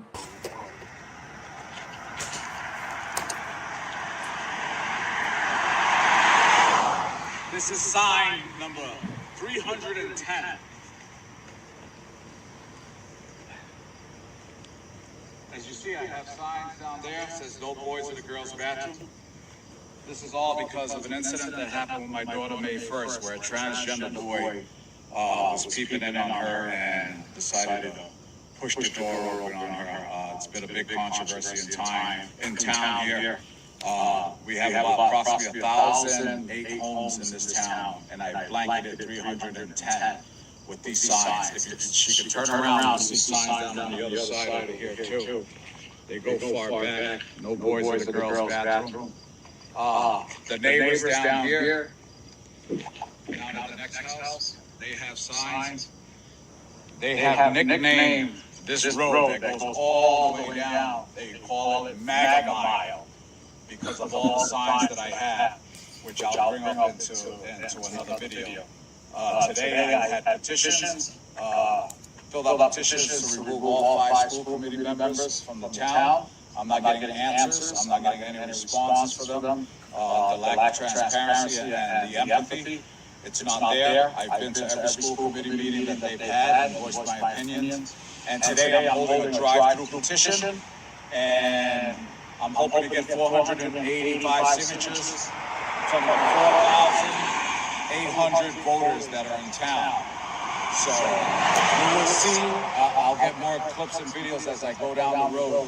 I got some more signs to put on in the yards, and I still got the petitions over here that we're doing. Drive-through at 7 p.m. now, and we're going to wrap it up, and I'm going to get down and put some more signs down into the center of town. Wow. Okay, so now tell us what you're doing. Well, I needed to be heard, and I hit a wall, and one day I was just sitting down and I was like, how can I get this attention on this without having to just keep going to these school committee meetings because they're once a month, and I can't get the word out to everybody. So I said, you know what? I said, no boys in the girls' bathroom. That kind of makes sense. No boys in the girls' bathroom. So I ran it by my attorney, and he said it was perfect because I didn't want to put any other wording in there because right away they turn it. People start turning this into a political or a hate group. So it's plain and simple. No boys in the girls' bathroom at RMS, which means Rochester Memorial School. And I have signs that say Rochester Memorial School has failed our female students. And if you see it, I have it on my shirt. I got it on my back. And it's been the campaign of this town. It's all over the place. I ordered 10 signs. I said, let me try 10 signs, and I'll ask a couple of my neighbors.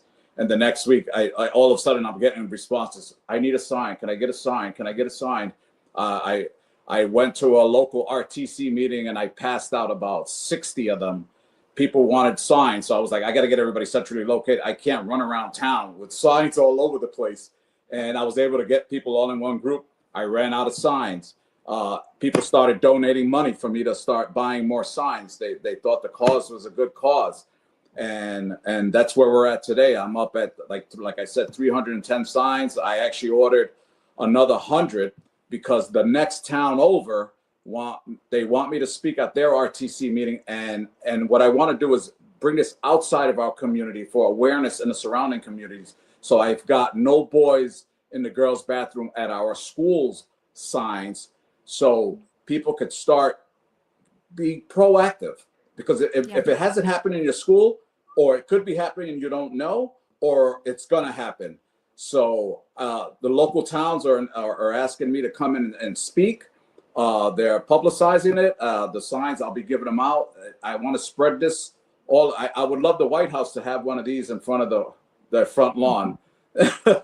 No boys in the girls' bathrooms at any of our schools. Plain and simple. And the campaign has taken off. It's going like wildfire, so it's spreading.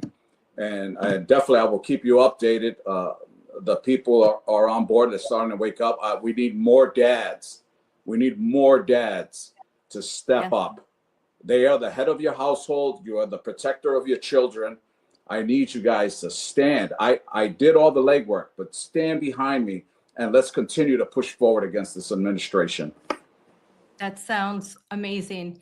And finally, you sent me last night a letter that your daughter wrote. I put this on TikTok. I'm going to. Don't make me cry. Okay, but here, let's watch this. Dear Mr. President and Melania, my name is Brooklyn Rivera. I live in Rochester, Massachusetts. I need your help. You see, I was in the bathroom at my school, and a transgender boy walked in. He started to peek through the stall, and then he pushed my door open. He embarrassed me. I was crying after it happened, but my school did nothing to help me. My mom and dad have been back and forth with the principal. but the school says the boys can go into the bathroom with girls. Now I feel scared to use the girls' bathroom. And the boy didn't get into trouble at all. I go to Rochester Memorial School. I'm in the third grade. I'm 9 years old. If you wanted to call my parents, you could. Any help that you can give me would be great. Thank you. Signed, Brooklyn Rivera. That's pretty powerful. And she came to me with that idea, and I told her, I said, honey, you stand up for what you think is right. Don't let anybody tell you any different. If you want to write to president, you can write to president. We will send it, and we will continue sending letters if you need to.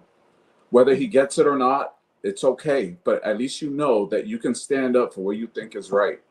And she sat there and wrote that letter, and it tears me. I can't even look at it. Yeah, I mean, it's so sincere. It's, you know, I think we'll do everything we can to make sure the president sees that letter. I think that that's very brave of her, and this is a terrible ordeal for a third grade girl.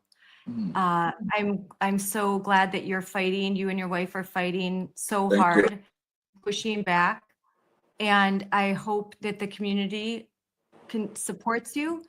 And I think this is just the beginning. I know there's more to the story. We want to show that there's a lot more, and we're going to explore what's happening and what happens next. But I think trying to recall, just doing everything that you can to say that I know if it was my daughter, I wouldn't stop. You can't stop. And they could say, people would say, well, I know sometimes you should just homeschool, you should just do this or that, but we've got to fight for these institutions. We have to fight, because even if you remove your daughter, then there's all the other girls that are still there. And without powerful parents like yourself, these schools they're going to just fall so fast. There won't be anything left, any spirit of good to fight the spirit of evil. Exactly. Yep. So thank you so much for coming on and telling your story, sharing your daughter's story.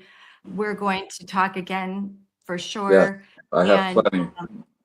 And yes, please, and send me that information about the other incidents, because that's the fact that your daughter continued to experience bullying, and you know, this boy is only going to get stronger and bigger because he's a biological male and more intimidating.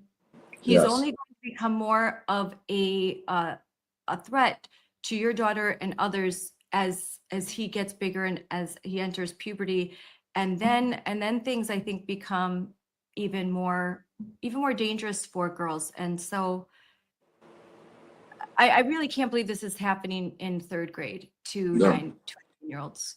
I can't believe we're having this conversation these days and age, because this is just unheard of. So. And your daughter has become a target for this kid, and regardless of how he identifies, that behavior is intolerable, and the rules need to apply fairly, and they aren't. And this is why your school district, because they aren't applying the rules fairly, they should be subject to an official Title IX investigation.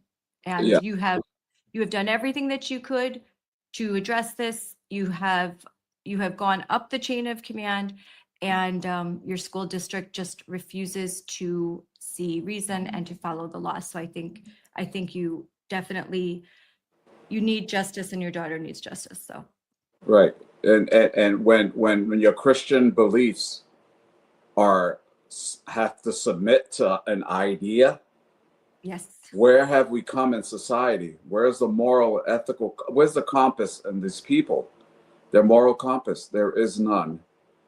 So we need to keep the fight, and I hope that it gets all the way up to where it needs to go in Washington, and there's an investigation, because they need it. They need it. They need to come down and take care of these people. Yes. And Mahmoud v. Taylor, which is another Supreme Court decision just decided last year, reaffirmed the fact that a school district cannot undermine a parent's deeply held religious beliefs. Oh, they And did. if the school district is doing that, then they are not following the Constitution, and they would be subject to, you know, they need to change. They need to change their policies and adjust what's happening in classrooms, because they are violating all sorts of federal laws.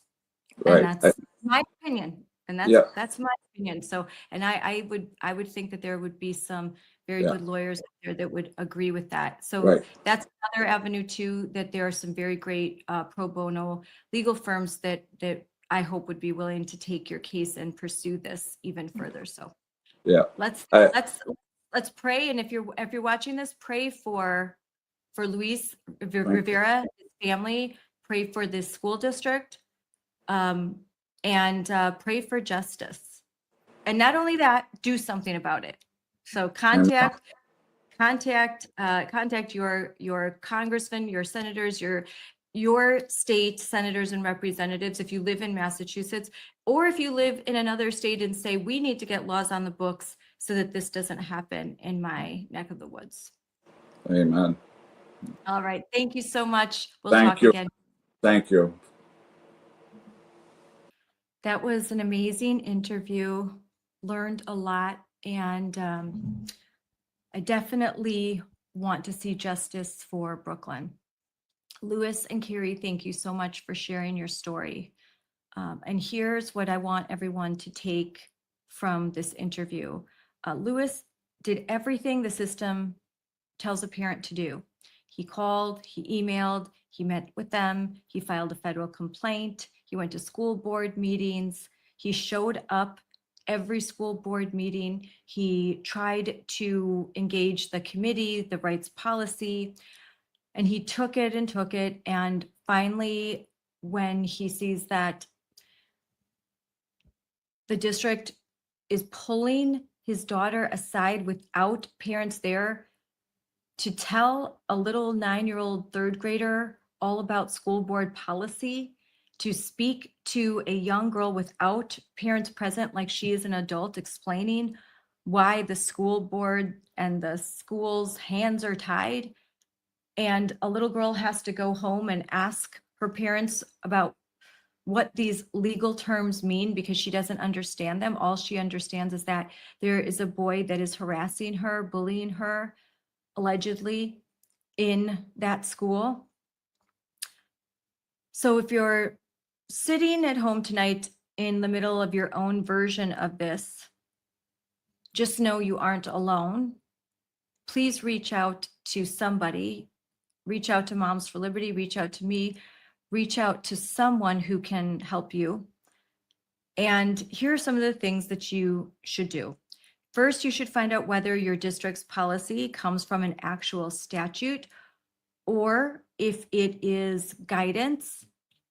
Find your school's non-discrimination policy, look it up, find out when it was adopted, and really educate yourself.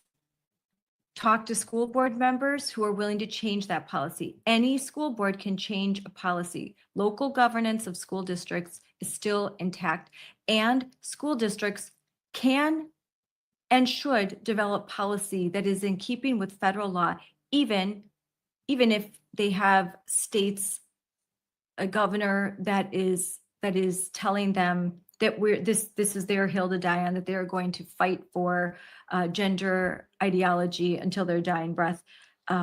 You should still stand for truth, and you should look for legal help so that you can do so. Open records, do lots of open records requests to find out what's happening. And if you need help with that, there are organizations like ours. There are legal organizations that will help you. There's Alliance Defending Freedom, Southeastern Legal Foundation. There are several others in Wisconsin. There's the Wisconsin Institute for Law and Liberty. And in Massachusetts, there is a legal firm that was helping Luis and his family. They issued demand letters. They have been vocal on this. The Independent Women's Forum has also written stories about this in May. So there are organizations that you should contact.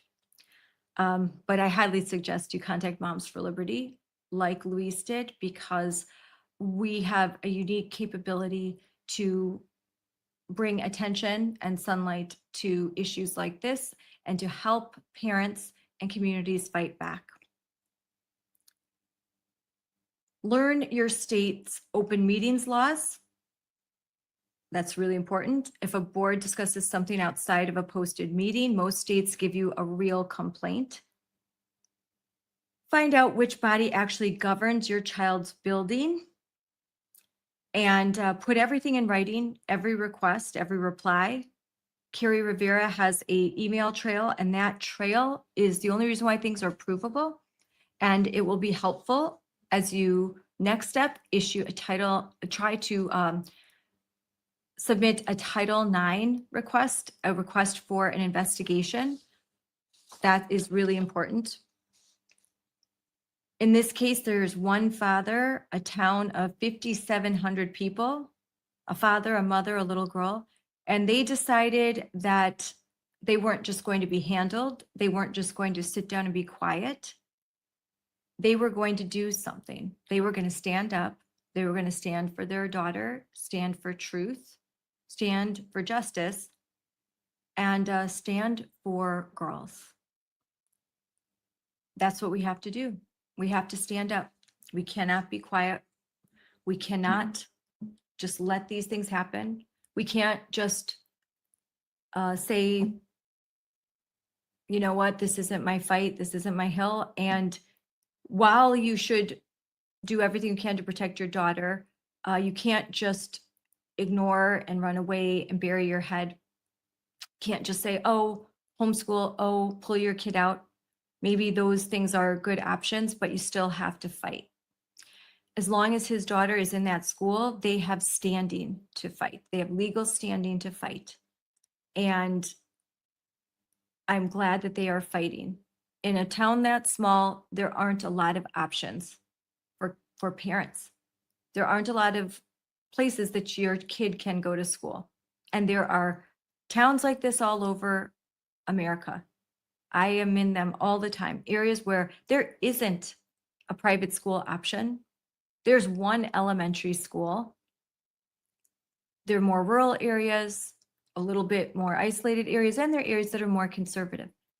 And so in these areas, when you have these woke school board members and administrators that have graduated these Marxist Department of Education, the education departments in universities and colleges is a real problem.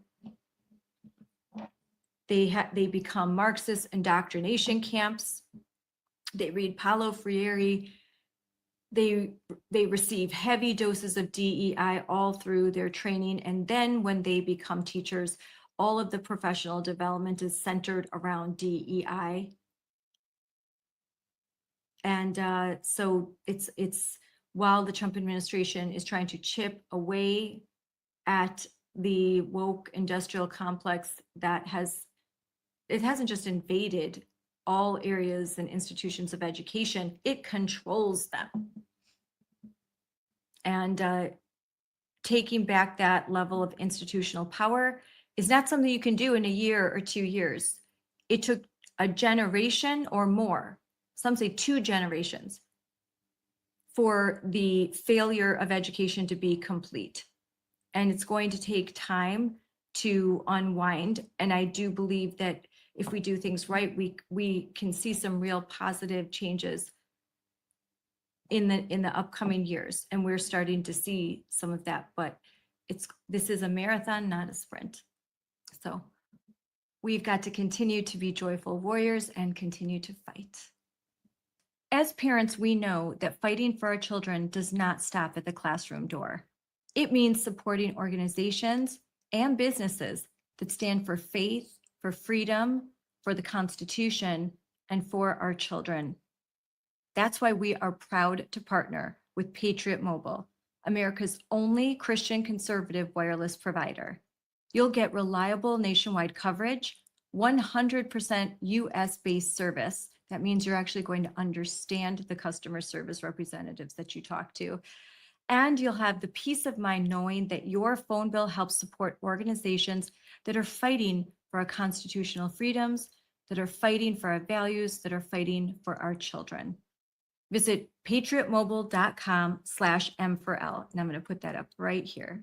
Look at patriotmobile.com/M4L, or call Patriot Mobile at this number, 972-PATRIOT, and check them out. See what they have to offer. I think they have a lot of great services, and their coverage is just as good, if not better, as some of those big providers who are very woke. Type in the promo code M4L and you'll receive a free month of service. That's pretty amazing. So make the switch today to Patriot Mobile. Some wireless companies say that they stand for something. What exactly do they stand for, and why won't they say it out loud? Let me tell you what Patriot... Some wireless companies say that they stand for something. What exactly do they stand for, and why won't they say it out loud? Let me tell you what Patriot Mobile stands for. They stand for the lives of the unborn. They stand for the Second Amendment and the right to protect yourself and your family. They stand for our veterans and first responders who sacrifice so much for our freedom. Make the switch to Patriot Mobile today and support a company that doesn't just say they stand for something, but one that stands for the things that matter the most.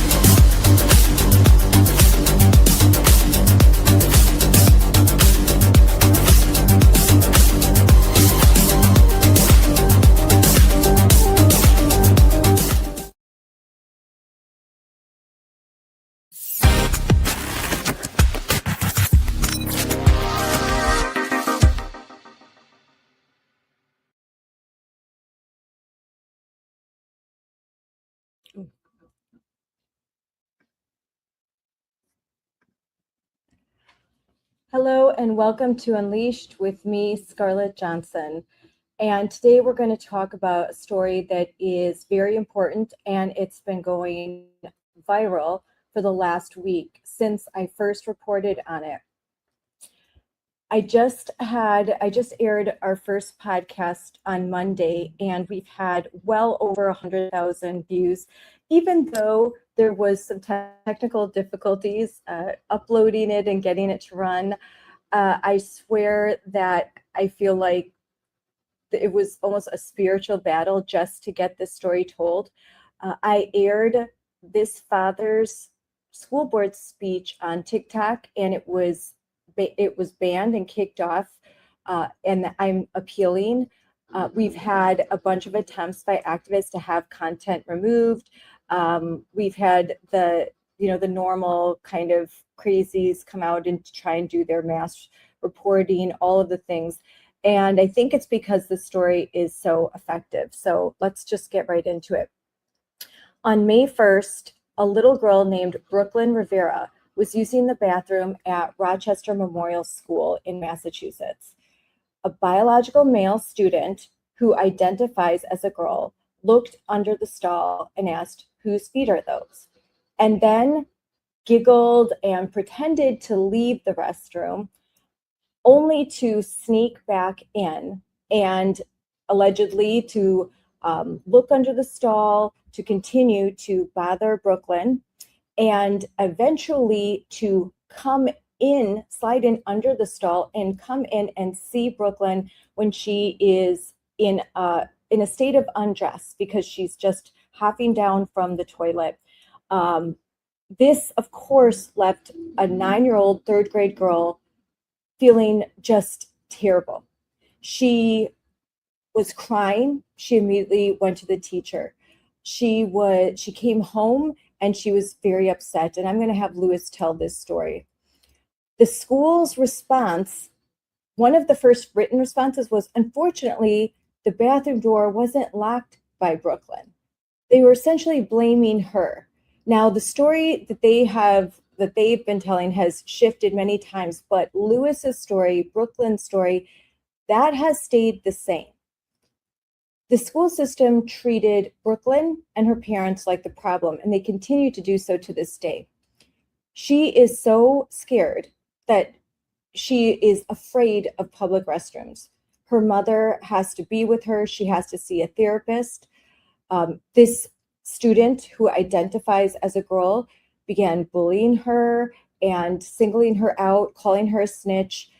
She started to sit alone at lunch, Brooklyn did, and months later, she was still afraid that she wrote a letter to the President of the United States and First Lady Melania, and we're going to show you that letter today. We aired it on social media, and it has gone absolutely viral. In it, she said, the school, said boys can use the girls' bathroom. I feel scared to use the girls' bathroom now. And the boy didn't get in trouble for his actions. Her father, Lewis, has spent the last 3.5 months fighting every step of the way. He has been to school board meetings. We're going to show some of his speeches. He's filed a formal Title IX complaint, a religious objection. He's put up lawn signs, and he even is here today to tell us about some other incidents that only prove that this school district has absolutely been failing Brooklyn and other children, and a formal Title IX investigation should definitely be launched by the Department of Education and the Office of Civil Rights. This school district needs to be held accountable. There's also reports that we're going to hear today about the guidance counselor in the school, the person who Brooklyn should be going to for comfort, to make her complaints. This is the person that should be helping her. Well, she's publicly altered yard signs and put up social media posts using AI to make political statements against Luis Rivera and basically, I think, in my opinion, mocking Brooklyn. Now, how is Brooklyn supposed to feel safe when she's in school if this is the person that she's supposed to go to? That doesn't make sense. So now let's bring on Luis Rivera so that he can tell this story. Luis Rivera is not a professional activist. He's just a dad. He's a dad who watched his quiet, shy, kind daughter, Brooklyn, come home traumatized. So let's bring on Luis Rivera. Luis Rivera is not a professional activist. He's just a dad.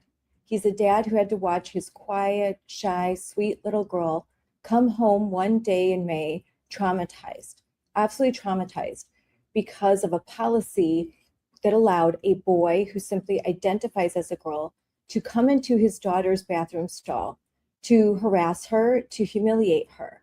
And instead of the school treating this incident like it should have, like a Title IX infraction, they treated Brooklyn as the problem. Lewis spoke at a school committee meeting on May 7th and said, "My daughter was humiliated, embarrassed, frightened, and left feeling completely violated while sitting defenseless in what should have been a private and safe moment for any child. I'm going to bring on Lewis, and then we're going to play this speech on May 7th. Hi, Lewis. Welcome to the show. Hi, Scarlett. Thank you for having me again. You're welcome. we're going to play this school board speech before we start. Good evening. Thank you, Chair. Thank you. My name is Louis Rivera. I'm a resident here at Rochester, taxpayer for 16 years. I am here tonight asking the board for a full and thorough investigation into an incident that occurred on Friday involving my 9-year-old daughter here at the school with a transgender boy. While my daughter was using the restroom at the school, a transgender boy that is biologically intact entered the restroom, was looking through the cracks of her stall while she was inside, then proceeded to push his way into the stall, despite knowing that she was in there. My daughter was humiliated, embarrassed, frightened, and left feeling completely violated, while sitting defenseless in what should have been a private and safe moment for any child. I want to make something very clear from the beginning. This is not about attacking anyone's identity. This is not about politics. This is about my daughter's right to privacy, dignity, safety. Every student deserves to feel protected while at school, especially in a vulnerable place like a restroom. Whether you define this behavior as harassment, intimidation, bullying, or voyeuristic conduct, my daughter's personal boundaries were violated. And in many situations outside the school environment, this type of conduct would have carried serious consequences. Yet, instead of feeling supported afterward, our family felt dismissed and ignored. What made the situations even more upsetting is the administration's response or lack of response. Despite multiple emails to both the principal and superintendent, what we received felt more like an attempt to minimize the seriousness of this incident and then to generally address it. My daughter, who's only 9 years old, was spoken to about laws and policies without her parents being there, like she has some law degree. Somehow, that outweighed the emotional trauma she was experiencing. She was told to use the single restroom if she felt uncomfortable. So she went from the victim to being the perpetrator here. At that moment, my child did not need a lecture about policy. She needed compassion, she needed reassurance, she needed adults in position of authority to make her feel safe and protected. Since then, the emotional impact on her has only grown worse. She has reported being taunted and labeled a tattletale by this individual. They have been isolating her simply for speaking up and defending herself. She has gone home sick from the school this week, and the stress and anxiety are affecting her physically. She is not eating normally, and every morning she worries and stresses about going to school in the morning. What is also deeply concerning is the inconsistency of how this matter has been addressed. Earlier this week, I was told that the boys should not be using the girls' restroom. Now we're hearing a different explanation entirely. That inconsistently creates confusion, frustration, and a lack of trust for parents who simply want clear answers and accountability. We even requested something simple as having the student escorted by a monitor while these two used the bathroom, and we were blatantly denied. At the end of the day, the behavioral expectation and discipline should apply equally for every student, male, boy, or transgender. The discipline should be the same for either one of them. I am asking this board tonight to please take this matter seriously, conduct a proper investigation, review how this incident was handled from the start to finish, to ensure the appropriate disciplinary action is taken where necessary, to make sure no other child has to experience what my daughter has experienced with this transgender boy. I think that the community should know that if it is a law that a boy that is biologically intact can use the restroom with females, I think everybody should know this, because if I would have known this, I would have never been caught off guard, and I would have told my daughter from the beginning to stay over there. Her innocence was violated in this situation, and I feel like it's getting brushed off. And I would like I want an investigation on this, because it's not fair to her. You know, I got to go home and deal with her now. So I asked the board if they can do what they can to try to get this rectified, because this is outrageous. It shouldn't be. It shouldn't be happening. Thank you very much. Hi, Lewis. Thank you for coming on. Watching that, how does it make you feel? It's upsetting.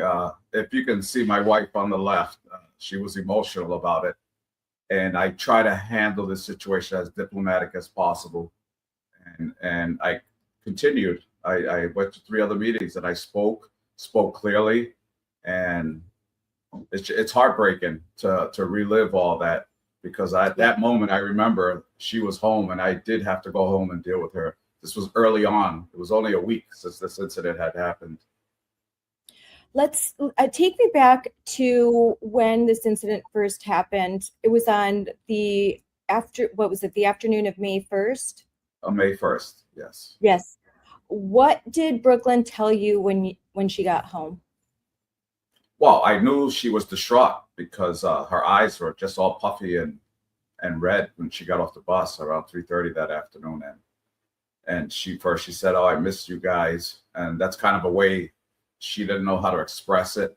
So I almost had to interrogate. I was like, "I know something is wrong. What happened?"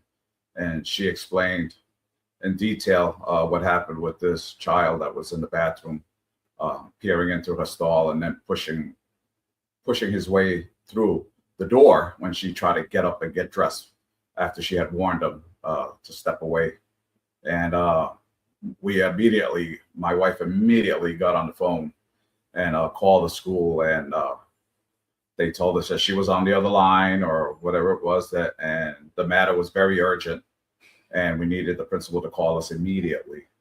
And this was on a Friday, and they just brushed it off. I guess it wasn't urgent enough. They needed to get out of there because it was a weekend coming. Now, So- this incident had happened earlier in the day. Had Brooklyn made her teacher aware of what happened? She explained the same thing too. She ran out of the bathroom, just as she said. She went to the teacher. The teacher noticed that she was crying and approached her and asked her, "Brooklyn, what's the matter?" And she goes, "I miss my mommy and my daddy." And that's just the way she is. She doesn't know how to verbally express what just happened, because it shouldn't happen to a child at that age. It's not like something that they normally experience. It was left like that. And I think that the teacher should have put up a red flag right away and said, "There's something going on," or have the guidance counselor come and have her call home, maybe, if she needed some comfort for whatever reason. But I think that's where the ball got dropped right from the beginning. So, and this wasn't the first incident per se. This was the most serious. But you told me that earlier, like the previous year, there was some questions about this child that identifies as transgender and questions about what bathroom that he was using. Yes, they went on a field trip, and to put it a timeline, they went over to Plymouth Rock and to go see where the pilgrims came from. It was around October-ish, October, November, right before the holidays. And during the day, the teacher ushered all the girls and this child into one bathroom, and my daughter came running back out and said she wasn't going to use the bathroom, and she kind of actually held it for the rest of the day. But she came home and told us, and immediately we got on the phone again. This is the first time we called the principal, and her first reaction, "Well, I wasn't there, and no, he doesn't belong in the bathroom. I'll ask the teacher that was on the trip." And we didn't hear anything else after that. Then around the holidays, oh, go ahead. I'm sorry. Oh, no. So what I was going to say is that, so this was kind of a known thing, but Brooklyn did not feel comfortable talking to her teacher. I'm trying to lay the groundwork that she didn't feel comfortable because in the past, when she had expressed discomfort, nothing happened. So she probably felt like, if I say something, this kid's maybe going to bully me or make my life harder, and the teacher's not going to do anything anyway, so why should I say anything? Yeah, it seems like she had lost trust in the adults. Yeah. That's how I think she lost trust in the adults or the teachers, and that. Yeah. Yeah. Yeah. So that's important, because their lack of action meant that once this harassment started to escalate first of all, the perpetrator, the other kid, realizes I'm not going to get in trouble, and then the victim realizes that this kid's not going to get in trouble, and things progressively get worse. And I think that that's why it's important for schools to step in right away. But in this incident, the school doesn't step in. And I believe it's because this is a kid that identifies as transgender, and that's like a sacred cow. Like they don't want to deal with it.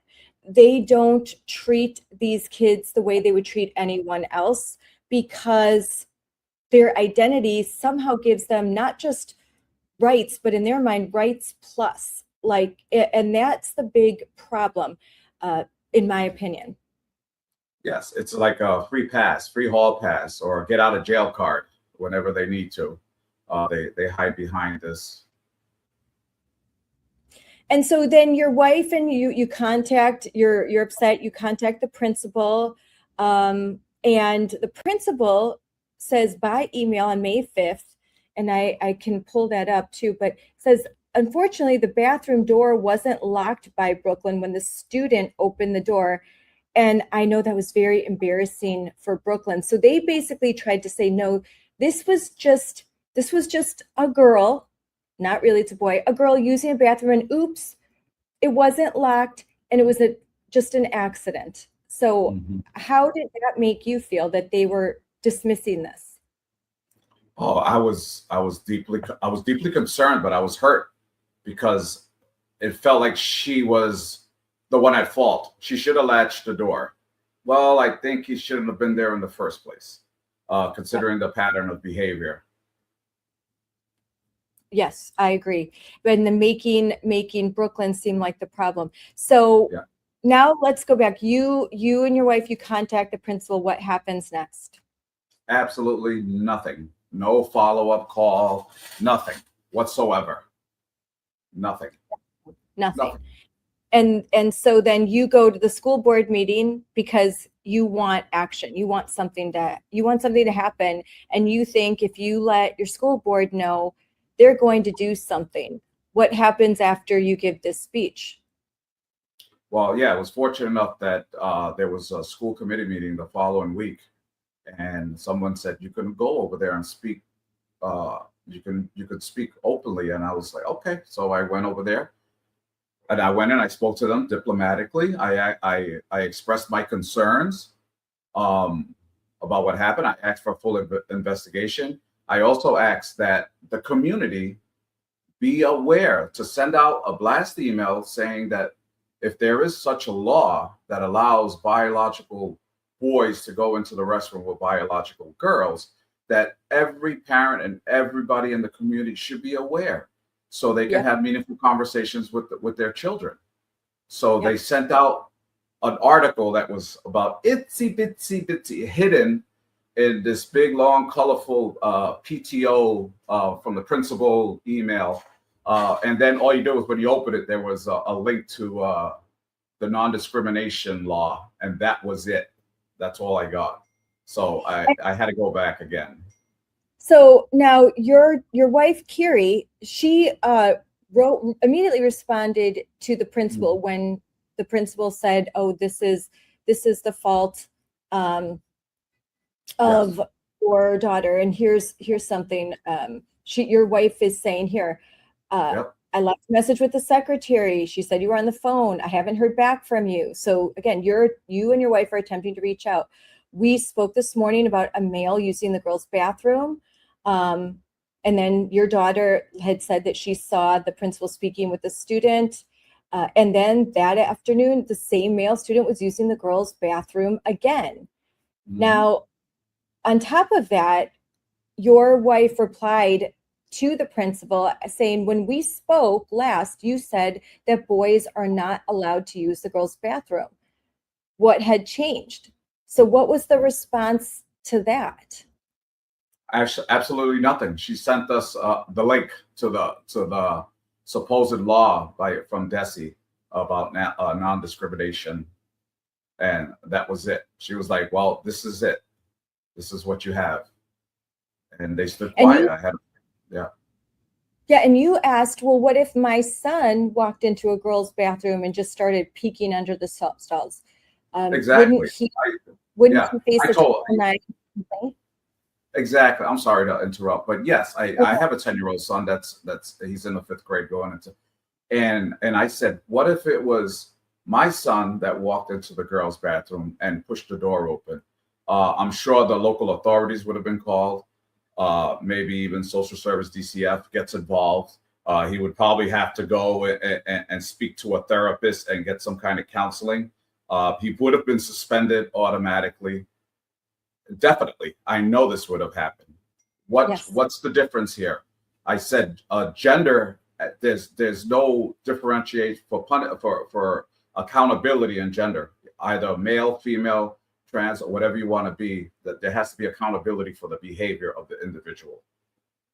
That's a good point, because even if your 5th grade son was a girl and she was peeking under the stalls, opening up the doors, staring at another child's private areas, making them feel uncomfortable, making them cry, even if it was a biological girl doing that, that is still sexual harassment, and that would still be a sufficient cause to open up a Title IX investigation.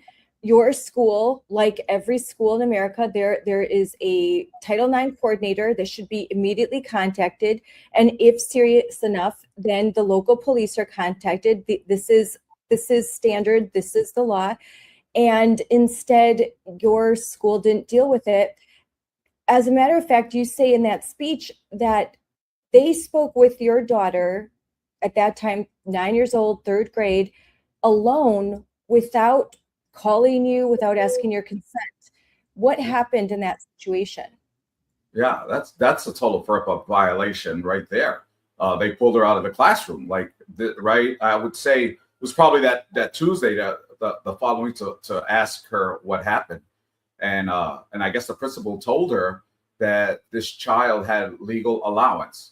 And my daughter came home that afternoon and she goes, "Daddy, what is legal allowance?" So I said, "What are you talking about?" She goes, "The principal told me that this person, I'm not going to mention her name, had legal allowance to use the bathroom." So I had to look it up. And I'm like, why are they talking to you about laws? And she has no clue. She's 9 years old. She shouldn't be worried about laws. She should be worrying about going to recess and lunch. Yeah, so she's reading off Massachusetts state policy that, like explaining to her, here's the policy, here's the law. She's 9 years old. Correct. These are things that should have been said to you and your wife, who repeatedly asked, sent emails, made phone calls. You were asking for more information. You were told, oh, well, no, boys should not be allowed in girls' bathrooms. So this is an issue. But here's the thing. They act as if this biological boy, is a girl.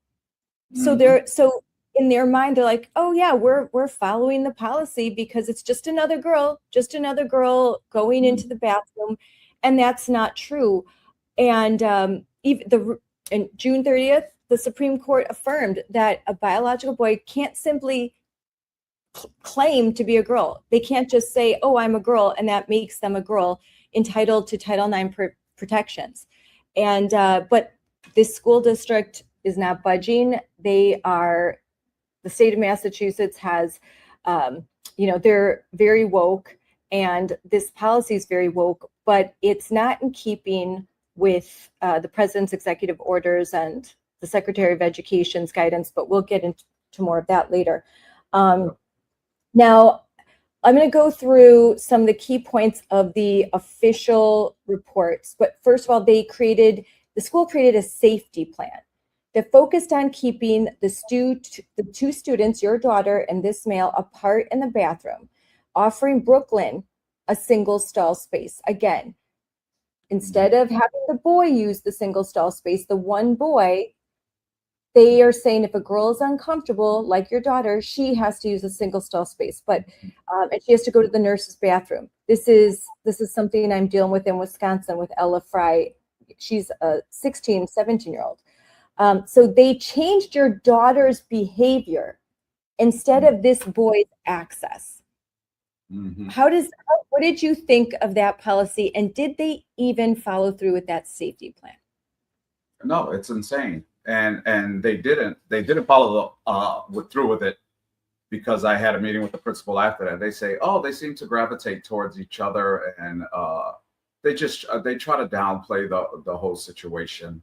And touching back on where they failed, if the school committee after this incident would have wrote a policy saying that either gender, male, female, or transgender, acts in this way in the bathroom, they should lose all rights to a communal bathroom, period. Anybody that with this kind of behavior should lose their right, whether it was a boy, a girl, transgender, or whatever they want to identify. The behavior is unacceptable. There should have been a policy put in place immediately saying that you lose the right for all communal to use all communal bathrooms, and it wasn't. That's the failure, and that's why I filed to remove all the school committee members off the board, because they had ample opportunity to write a policy and to protect all of the students, and they failed to do so. And in doing so, it has this divisive type of culture in the school right now, and the confidence of the community has deteriorated in the school right now. Now, I want to talk about something we didn't talk about the last interview, and that's a second incident.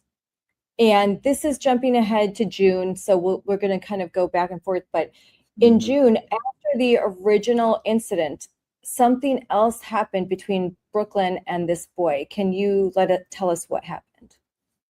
Oh yeah, this was towards just as a matter of just like a couple of weeks after that. So they said they were going to separate them. That was part of their safety plan. They were going to make sure that, because I had spoke to them about the bullying, and then my daughter was getting isolated with the other students and eating lunch alone. So they said they would separate them, keep them apart, but they kept them in the same classroom. So they're working on projects, and I sent you the report. I sat down with the principal. She drew a diagram of the classroom. This individual was on the far left corner. She was on the far right by the door. And apparently he came over and thought it was okay to stomp all over their projects while she was working on it on the floor. And then when they were putting it away, he came back again and hit her with the trifold poster, hit another child and hit her with the poster. I went in, we did an investigation. We did the diagrams. Where was this person? He had no right to be over there. They said, oh, he just went over there to go grab a marker. If they were working on the projects, they had all the tools that they needed there. He went over there in an intentional behavioral way and stepped all over her project, and then proceeded to hit her with the trifold.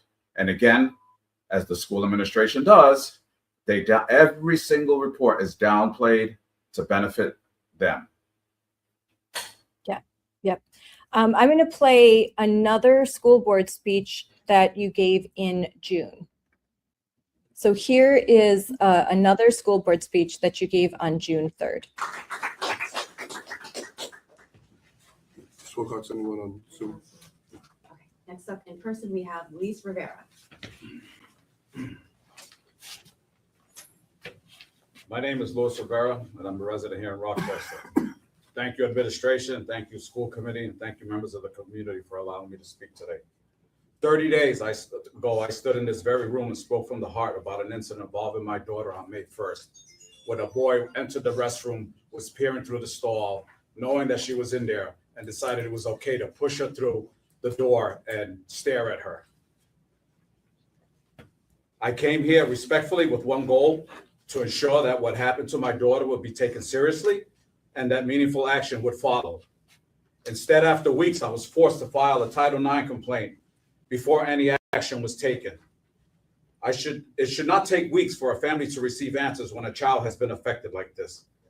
At the last meeting, I asked for transparency. I asked the parents to be clearly informed, about the policies and laws governing restroom access, so they could have informative conversations with their own children. Instead, the information was buried in a brief small newsletter from the principal that families likely never saw. What disappoints me the most is that we've had to miss the opportunities for meaningful dialogue. This matter was not placed on the agenda, and as a result, We have not had a public discussion this community deserves. We could have talked about strengthening student privacy, improving procedure, and preventing situations like this from happening again. Let me be clear, and I said it last month, this is not about politics. This is not about Democrats, Republican, religion, race, left, right, red or blue. It's not about hostility towards any group of people. This is about the safety and privacy and well-being of all of our children. My daughter's experience matters. The experience of every child in this district matters. The current measures put in place is not a long-term solution. Sending students to the restroom one at a time may address the immediate concerns, but it does not solve the broader problem. We need thoughtful, fair, and effective policies that protect all students, not punishing the whole class. My concerns extend far beyond my daughter. There are thousands of female students in this district, and the decision made today will affect them for years to come. We have the obligation to ensure that every child feels safe and protected. As a father, it's heartbreaking to watch my daughter relive that experience through investigations and interviews. Every time she has to tell her story over, it crushes me on the inside. But it also strengthens my resolve to seek answers and advocate for her. You have the authority right here to lead, review the policies, engage the community, consider solutions that worked in other districts in this great Commonwealth of Massachusetts. I will continue to advocate for my daughter and for every little girl whose concerns deserves to be heard. I stand before you emotionally exhausted behind this, but I'm determined. My daughter has a name and a face, and I am her voice, though. I will continue to use this voice until meaningful changes occur. Thank you for your time.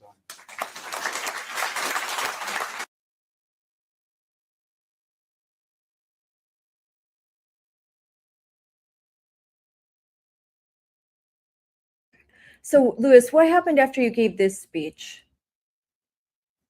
Nothing. No, nothing. And you said, and you hear what I said there? I said, I am going to use this voice until this is resolved or meaningful resolution to this. And from then on, I started my campaign of the no boys in the girls' bathrooms at RMS because they wouldn't listen to me. I was there diplomatically. I didn't go there violent. I hear all these messages from other dads. Oh, I would have went in there. I would have done this. I said, I can't do that because she will lose twice. I said, yep. This is something that it needs to be rectified, not only for her, but for all the little girls in her elementary school and throughout the school district, throughout the state. It has to stop. It has to stop. Yep, absolutely. And then that's another one. Oh, that's a whole nother show. We're going to touch on that, but so let's talk about the Title IX investigator, Dr. Curley, issued a final report on July 17th and found that the incident was an inappropriate violation of expected bathroom privacy and etiquette, and that this student did not knock before entering. What did you think of this final report that was issued in July? Okay, so that was actually the first preliminary. There's two reports. We sent it back to get amended because the statements in the report by the investigator, by the witness, and by the perpetrator does not match their findings. Okay. Yeah. Because the findings say it was accidental. It can't be. Yep. And Brooklyn was in the bathroom for 9 minutes. I mean, that's a long time for me. That means something's going on. Yeah. We had them pull up the video in the hallway and do a timeline, and everything matches just the way it was, exactly how it happened. And even with the video, they still did not find any fault in what happened. And then your daughter was now eating lunch alone. She was isolated.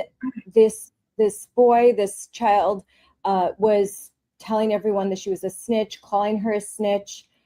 I think in my opinion, engaging in bullying-like behavior so that maybe other students were afraid to be nice to her or friends with her because they didn't want to get bullied as well.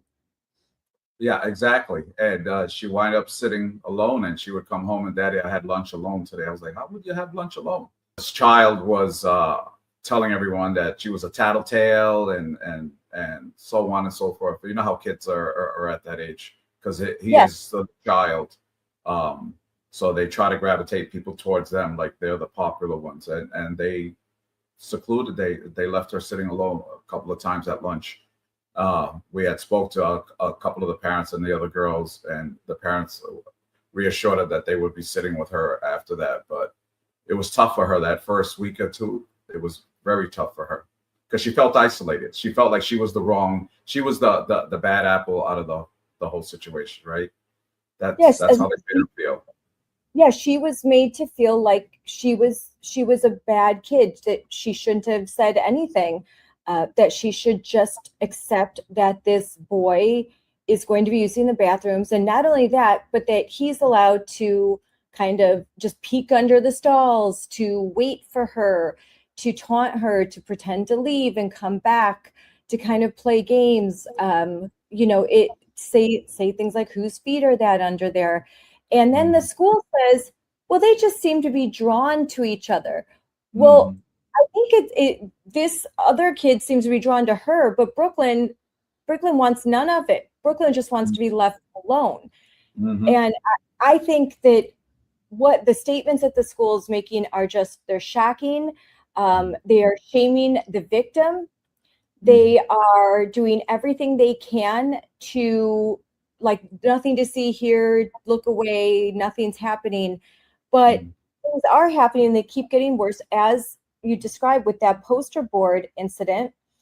After the incident, your wife wrote the principal, and I want to read her exact words because they're very powerful.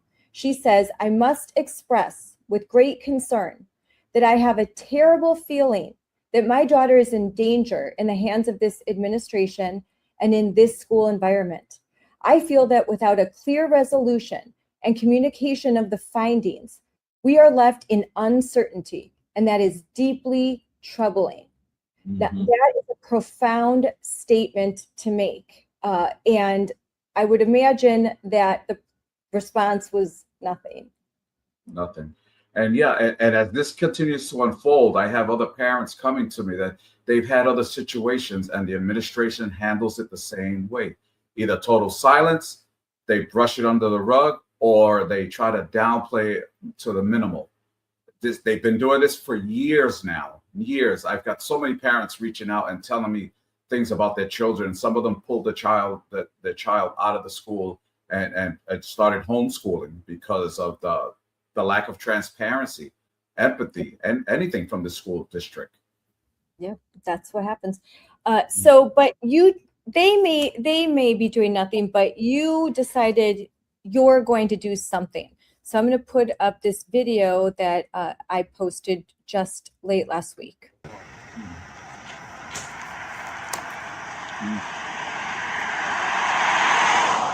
This is sign number 310.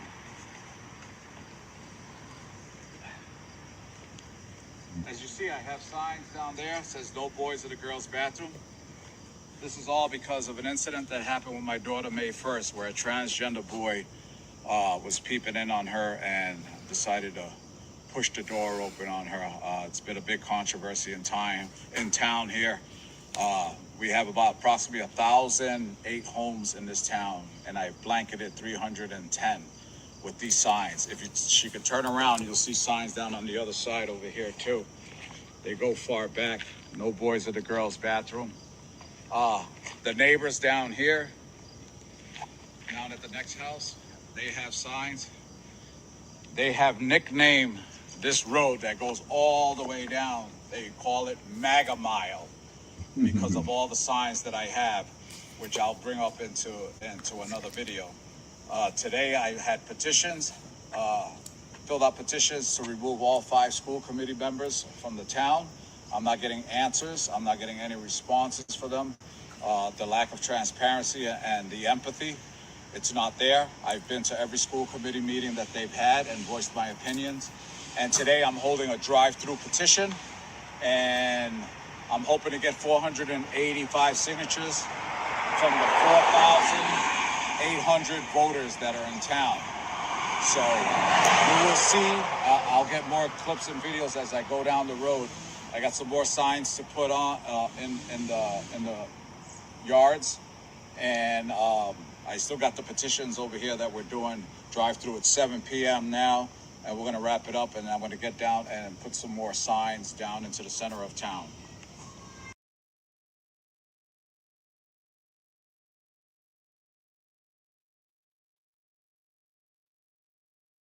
I can hear you.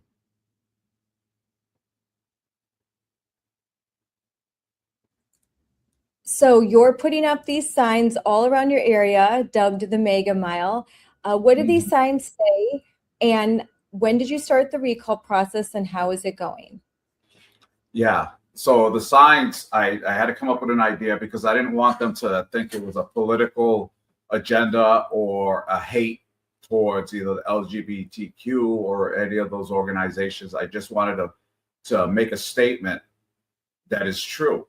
And I came up with this idea of no boys in the girls' bathroom at RMS, which is the Rochester Memorial School, and the other one too, where RMS administration fails our female students. And they're actual facts, right?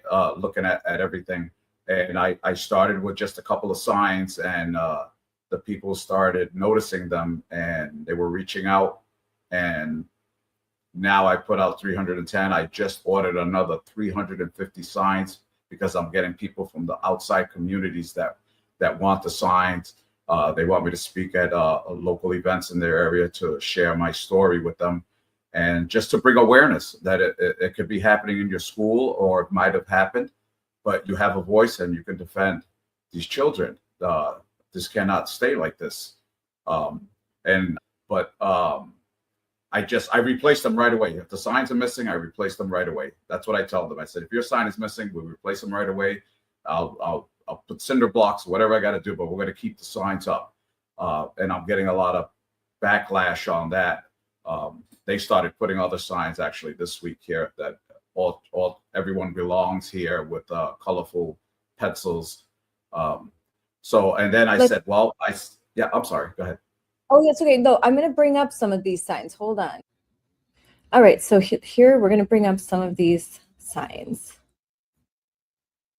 First of all, let's look at the, got a bunch of good stuff here. All right. So here we go. So here's one of the signs that is not your original sign. This is a sign made by someone else. Who is this sign made by?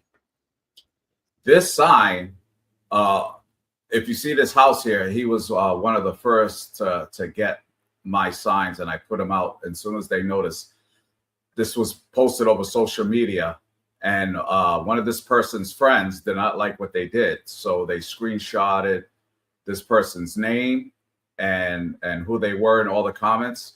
You know who altered this sign with the AI? Was the same guidance counselor that's supposed to bridge therapy with my daughter coming in September. Unacceptable.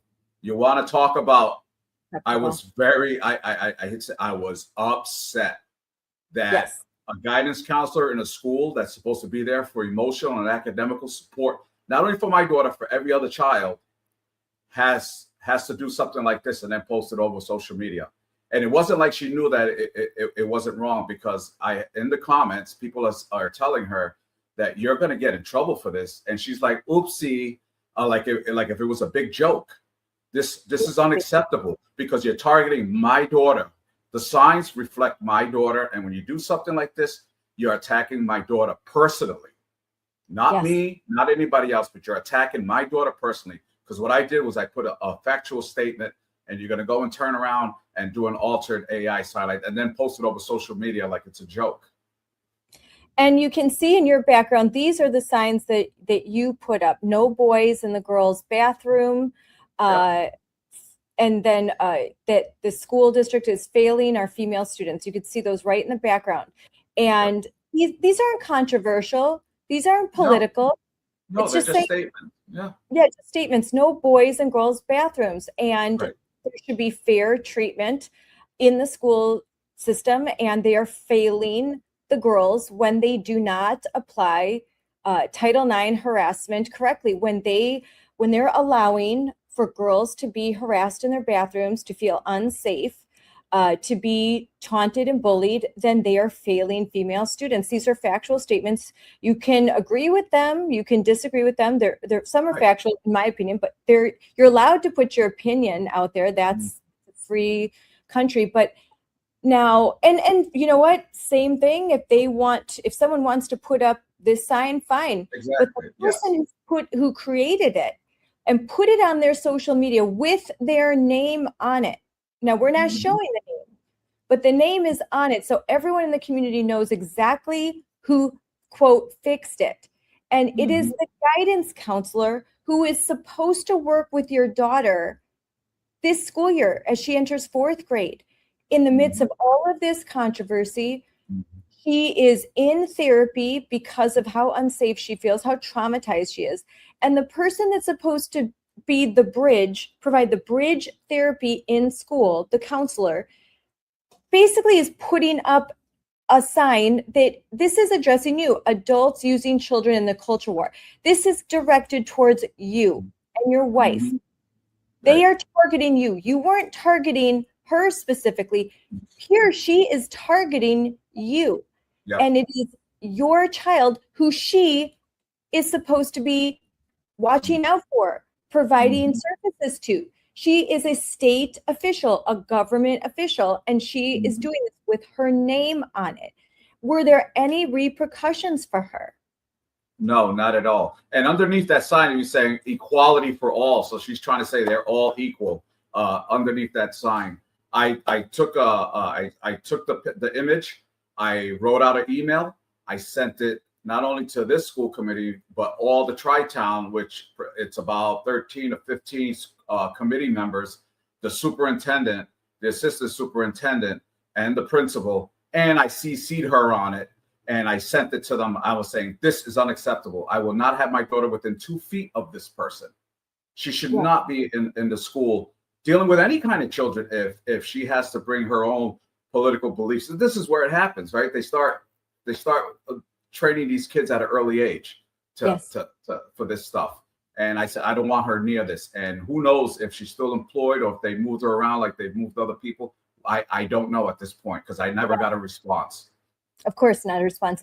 And you are basically saying, yes, all students should be treated equal, including my daughter. Biological girls should be treated equally. They are being treated like second-class citizens, told that if they want to have their own private space to use the bathroom, to undress, like Riley Gaines said, we are asking for the bare minimum, that when we are in a state of undress, when we are pulling down our pants, when we're taking off our shirts in a locker room, that we are amongst only women, that we don't feel safe being around men. And most girls even have trouble changing in front of other girls. So the added humiliation ritual of being forced to change in front of a boy, to pull your pants down in front of a boy, knowing that at any minute he can open up the stall, take a good long stare, and no one's going to do anything about it. They're just going to say, oh, you should have locked the door better, because they're too afraid to go after a child that identifies as trans, whether it's because they are part of the cult and they're brainwashed, or because they just so fear the rage of the same people that are going after you, and they just don't have the courage to stand up to these woke bullies. And these are adults that I'm talking about. Then they just participate in all of this obfuscation, and there's just this shroud of secrecy. And you're saying, hey, I want equality. So no duh, we all want equality. You, the person putting up that sign, you don't want equality. You want extra rights plus, and you want tons and tons of excuses for bad behavior. Oh, well, they're trans. oh, in Westosha, we had an 18-year-old. This is where it ends, because in Westosha, Wisconsin, we had a 16-year-old entering a girl's locker room, undressing and rubbing lotion on his genitalia, claiming that he was experiencing chafing. And so the girls had to watch him perform sexual acts in front, and the school did nothing.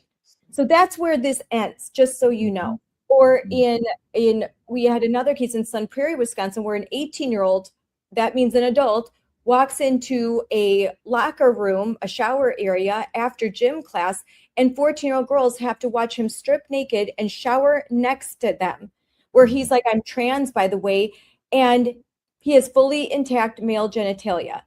But sorry, nothing we can do. He identifies, he put on some nail polish and grew out his hair, and now he can expose himself to girls who are traumatized.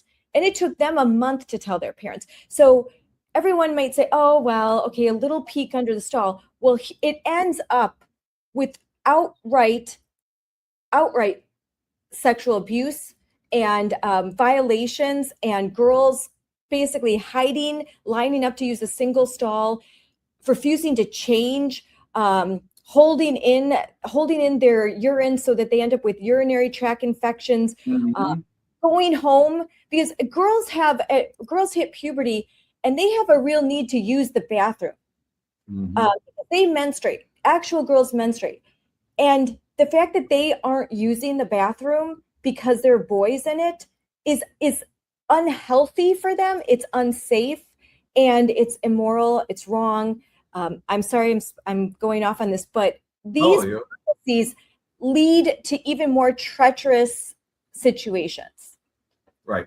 But who better to groom for the future than elementary school children, right? Because if you start them at this age, when they're 18 or 16 in middle school or in high school, they're used to it. So they won't talk about it no more, right? The elementary school level are the most vulnerable right now. If they start grooming now, you won't hear of incidents like that because they're going to think it's the norm. And it's not the norm. So these children are very vulnerable. That's why I'm advocating so hard. I will advocate for the junior high and the high school, but the elementary children are like sponges. And who better to groom now for their future generation? And if we don't stop it now, I don't know. It's scary to even think about where it's going to be in the next couple of years. You're exactly right. And you know what? All kids do not belong. They don't. No. Kids who are violent don't belong in the classroom with other kids. Kids that are bullying and engaging in acts that are humiliating other kids don't belong in the same bathroom as the girls. These all kids don't belong. All people don't belong. Rapists don't belong with women. Okay, you don't do that. You don't put these groups together because we want to protect people. We want to protect kids. We want to protect women. And because until 5 minutes ago, adults understood that it's an unsafe situation to put biological males in confined small spaces with females as females engage in undressing. I mean, come on. This is common sense here. You don't do that. This is inviting things that the school is going to have to deal with just like they are now. And people are going to get hurt.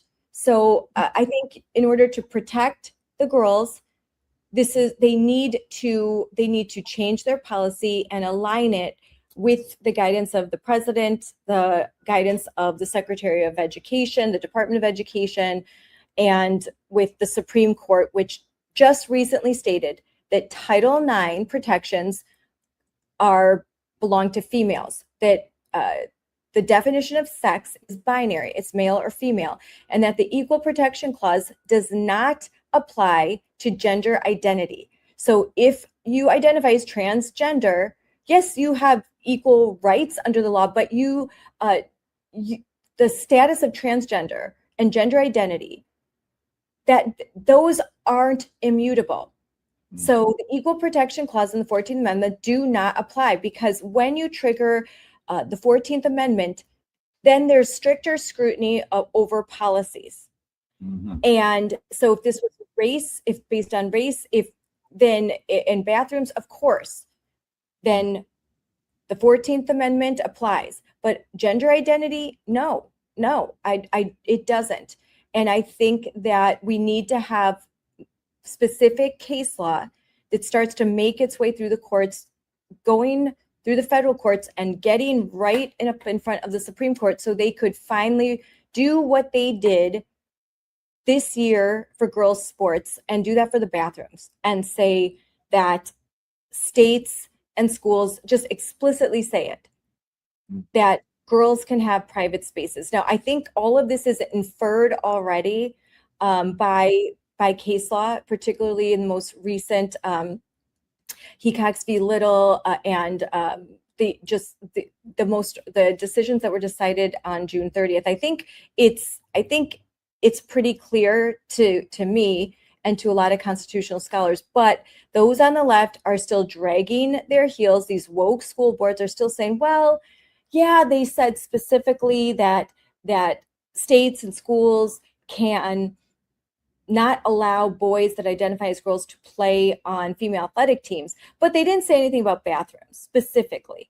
Right. Well, I think that that's ridiculous, but that's why what's happening to you and your daughter is so important, and why this is such an important case, in my opinion. And I hope that it's one that is taken up by a pro bono firm. There are a lot of good firms out there that they deal with these issues, and I really hope that they help you. But I will want to bring up about the recall. So here is your recall petition. Tell us a little bit about this. Yeah, so those are the three statements that I made, right? They, as members of the school committee, have failed to protect the safety and privacy and dignity of female students at the Rochester Memorial School by refusing to implement a policy that would separate the bathrooms by biological sex. This is after I had explained my concerns during the three school committee meeting. And because of that, and refusing to try to implement the policies and separate bathrooms by sexes has created a harmful and decisive culture within the school system, which is exactly what's happening right now and all across the country. And the third is the major loss of public confidence. The people are tired of it. And in failing so to take that action, makes their decisions resulted in significant erosion of and trust and confidence among the members of the Rochester community. And that's all communities across the country. People need to stand up and speak. They need to speak their rights. We can recall these people. There hasn't been one done in this town for over 20 years. I had to jump through hoops to get the affidavit signed because I need signatures for that. Then I was able to get them. I was going to remove just a few of them. And in a matter of an hour or two, it got leaked out somewhere, somehow in these small towns. It happens. The town administrator started receiving calls right away, threatening that if he doesn't remove all 5 of them, that they were going to start petitioning on the other 2. So I said, you know what? I'm just going to take them all off and we'll start from scratch. And I'm also have 2 petitions, one on the superintendent and one on the principal for their immediate resignation. But I don't think that's going to happen. But what I want to do is send it up to the ethics committee. I want them, I put a statement in there asking them to investigate on how they handled the situation and how they failed my daughter. And that one there is getting signatures not only from this town, but from all surrounding communities, the amount of people that are coming out to speak. That's tremendous. And how many signatures do you have so far? We're about 350. Wow, so, you're getting there. You're nearly there. We had 20 days, so my deadline's the 24th. And at the end of the day, I just hope that the Secretary of Education to come down. I need somebody to come down. These people needed to be investigated, check the policies that they rewrote.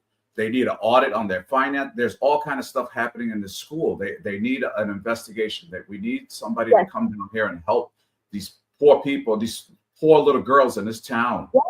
Yes, they do. I mean, so, and another, like, again, you had to formally notify the principal and the superintendent that you are refusing to allow this counselor, this guidance counselor, to work with Brooklyn over the next school year on her therapeutic exposure plan because she basically created signs against you and your wife, these political signs, political statements, making, and so she can't, I don't think any parent in their right mind would allow this school counselor near their kid.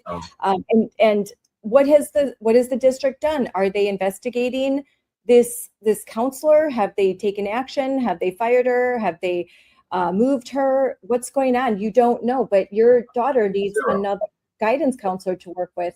And so there's been delayed therapy support. And you have documented that. You have sent me many, many emails. Brooklyn's therapist recommended exposure therapy to help her overcome her fear of public restrooms. Now, this is recommended by the doctors that are working with her. Yeah. The school has delayed action on this for months, and school is just about to start. And your daughter has developed, because of what happened, because of the policy and the school's inability to act, your daughter has developed a fear of public restrooms. She has actually fears of being in public and around a lot of people. And so you need the school to help with a bridge plan, because when she's in school, not with you, she's going to have, whatever gains you've made over the summer, those could be lost if this action plan isn't implemented.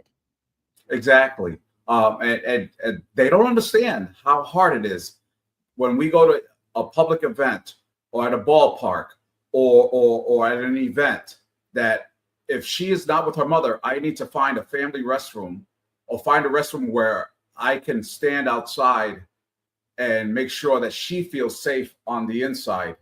This is not a joke. They think this is all lies and this is all made up. You know, when my wife has to go into a bathroom and clear the bathroom, make sure that nobody's in there, and she has to stand with her feet where my daughter can see her feet while she uses the restroom. I tried to take her to a water park last week, and that was a big challenge because they only had one family restroom. So every time she had to use the restroom, I had to pack up, take and go find that restroom on the other side of the park. So I was able to stand out there, and she knew that she was secure in the restroom with the door locked. And this behavior started right after this incident. She started locking the doors in the house, locking the doors in the bathroom. She would call me from the bathroom, "Dad, is the door locked?" And I would go and shake the handle. I'm like, "Yes, honey, the door is locked. You're okay. You're home. You're with me." They're making this sound like this is not happening. I'm living this every single day with her. And you have the proof. You've got the medical reports. She's seen professionals. In one of the emails that you and your wife recently wrote, you said the management of the situation by this school district, by this school and principal, is utterly incompetent, deeply disappointing, and unprofessional. They have finally only offered dates for August 31st or September 1st. I mean, they're pushing it right up to when school starts. And this was something that should have been worked out very early on in the summer. Right. We addressed this in June, right before school got out. And she said, "Well, you know, the staff is going on break, but I'll reach out and try to get a therapist in here to work with her during the summer." And nothing. And I even said I could start the exposure therapy just myself, bringing her to the school, parking in the front of the school, checking on her anxiety, and then work our way into school, and then introduce students when the school year started. Here we go at the beginning of August, giving us a date towards the first week of school with no response all summer. I'm like, you got to be kidding me. And to be clear, this is exposure therapy. The therapist recommended that in order to overcome her anxiety and trauma, that she needs to be in the school.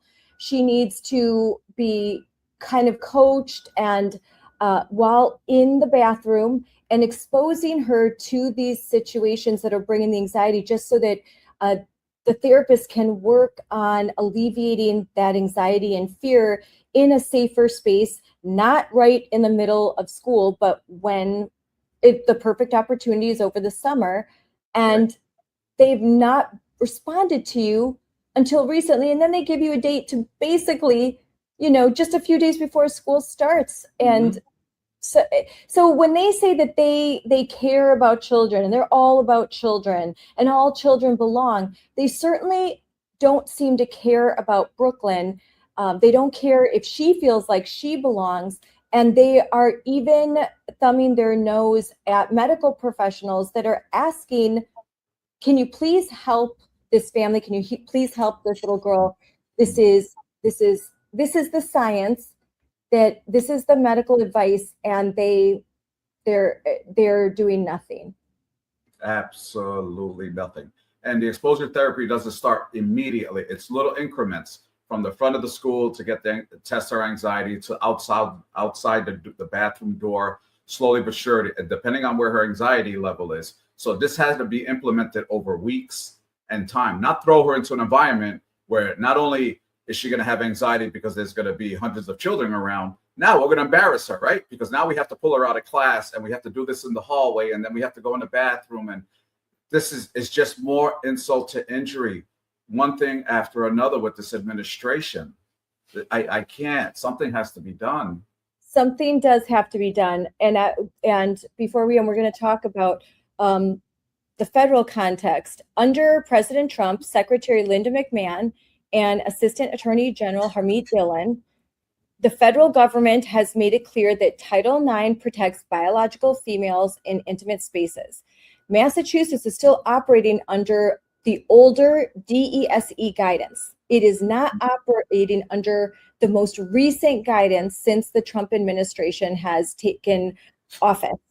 Right. They are not looking at recent case law, recent Supreme Court decisions, and even decisions in states like California. They aren't monitoring the direction of this case law, which is going in the direction of sanity and common sense. They are willfully ignoring federal law, federal guidance, and the Supreme Court of the United States of America. Those who love democracy don't seem to love it very much when it conflicts with their woke worldview. So because of these conflicts, this opens up the door for the Department of Education and the Office of Civil Rights to initiate and launch a Title IX investigation. I also think it opens the door for a federal case. I think you have a case, in my opinion. How do you feel? I think we know how you feel. You've expressed your wishes.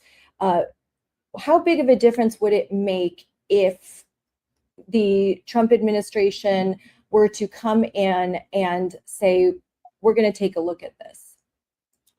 It would help tremendously. Like, see what happened. They're hiding behind that executive order that Biden put in, and Trump overturned that immediately when he came in. Thank you, President Trump. Yes. But they're hiding behind it. We need them to let them know that this is federal law. They cannot continue to do this to our children. We need to put maybe an oversight committee to go into these states and go investigate county by county, town by town, because they're taking advantage of it and they're trying to hold on. They're grasping for straws right now. And we're at a point in a pivotal time in history that we can change this. We have a great leader in our country. We have the administration to back it up. We need them to come down to the people. We need your help. We need your help. Yes. And I'm going to close with something very powerful, and it is a letter that your daughter wrote to the President of the United States and First Lady Melania. When did your daughter Brooklyn write this letter? She wrote that in the late May and early June of the letter. She had asked me, she goes, "Dad, I want to write, can I write a letter to the president? Will he get it?" I said, "I'm not sure, but we can write the letter and we'll send it. And I'm proud of you for sticking up." And we researched the whole process, how long it takes to get letters to the president. She helped me research it. It takes 6 to 8 weeks before it gets processed. And I said, he gets so many letters, honey, but hopefully he will answer it. But at least if not, you know that you can write and stand up for what you believe in. And we sent the letter and we never heard anything about it. Actually, we just found it not too long ago, which I sent to you because my wife had taken a screenshot of it. But it's in the White House. It's in the post. I don't know where it's at, but it's out there somewhere. And I hope it's on his desk under a pile of papers and he gets it. But this is her own words. Okay, and I'm going to read what she wrote here. We'll watch this. Dear Mr. President and Melania, my name is Brooklyn Rivera. I live in Rochester, Massachusetts. I need your help. You see, I was in the bathroom at my school, and a transgender boy walked in. He started to peek through the stall, and then he pushed my door open. He embarrassed me. I was crying after it happened, but my school did nothing to help me. My mom and dad have been back and forth with the principal, but the school says that boys can go into the bathroom with girls. Now I feel scared to use the girls' bathroom. And the boy didn't get into trouble at all. I go to Rochester Memorial School. I am in the 3rd grade. I am 9 years old. If you wanted to call my parents, you could. Any help that you can give me would be great. Thank you. Signed, Brooklyn Rivera. So I'm going to tell you something. Here's the letter.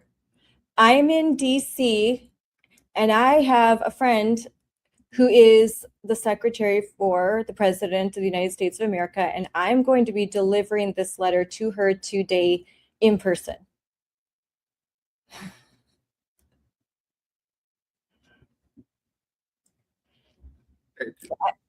Yes, so I can promise you the president is going to see this letter.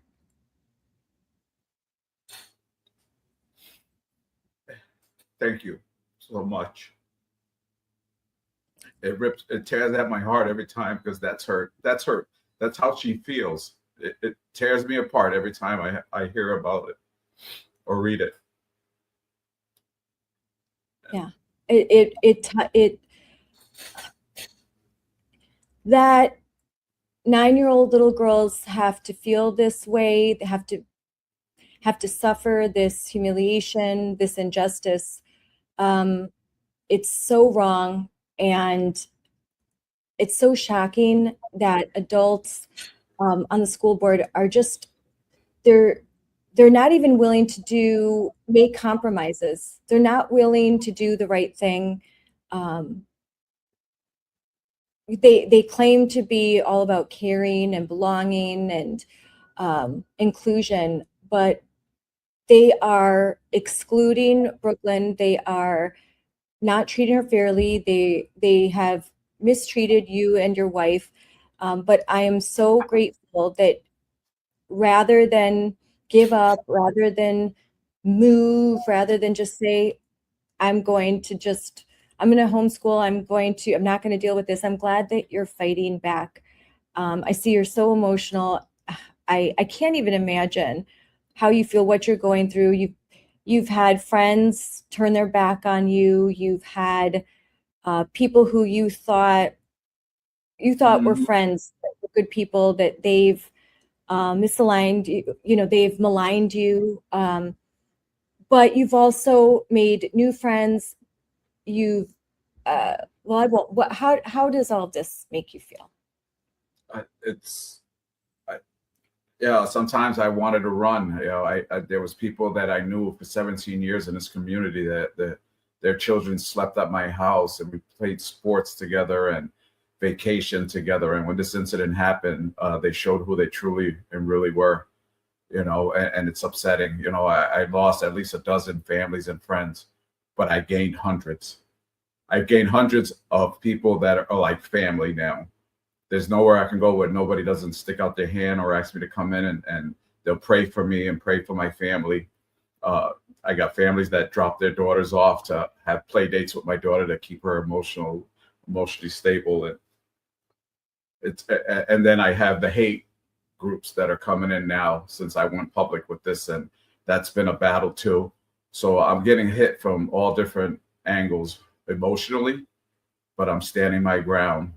I stand my ground, and I'm going to continue to advocate for her, and I'm going to continue to advocate for the rest of the children in these elementary schools that they do not deserve this. This is not what God intended in this world, not at all. And I encourage anyone watching this to just stand, to share this, and to stand with you, stand with Brooklyn. If you live in the community and you have not signed this recall petition, you need to do that. I will put in the comments where you can contact Lewis so that you can arrange to sign. Bring people with you when you do it. Do this for this little girl right here. She deserves privacy protection, and this school district deserves to face reckoning for what they have done. And I want, and finally, there was this, you just sent me this, so I'm going to pull up kind of a little bit of what you're up against, what you were just talking about. So right here, Massachusetts warns parents to stay quiet after their 9-year-old was cornered in a school bathroom by a transgender classmate.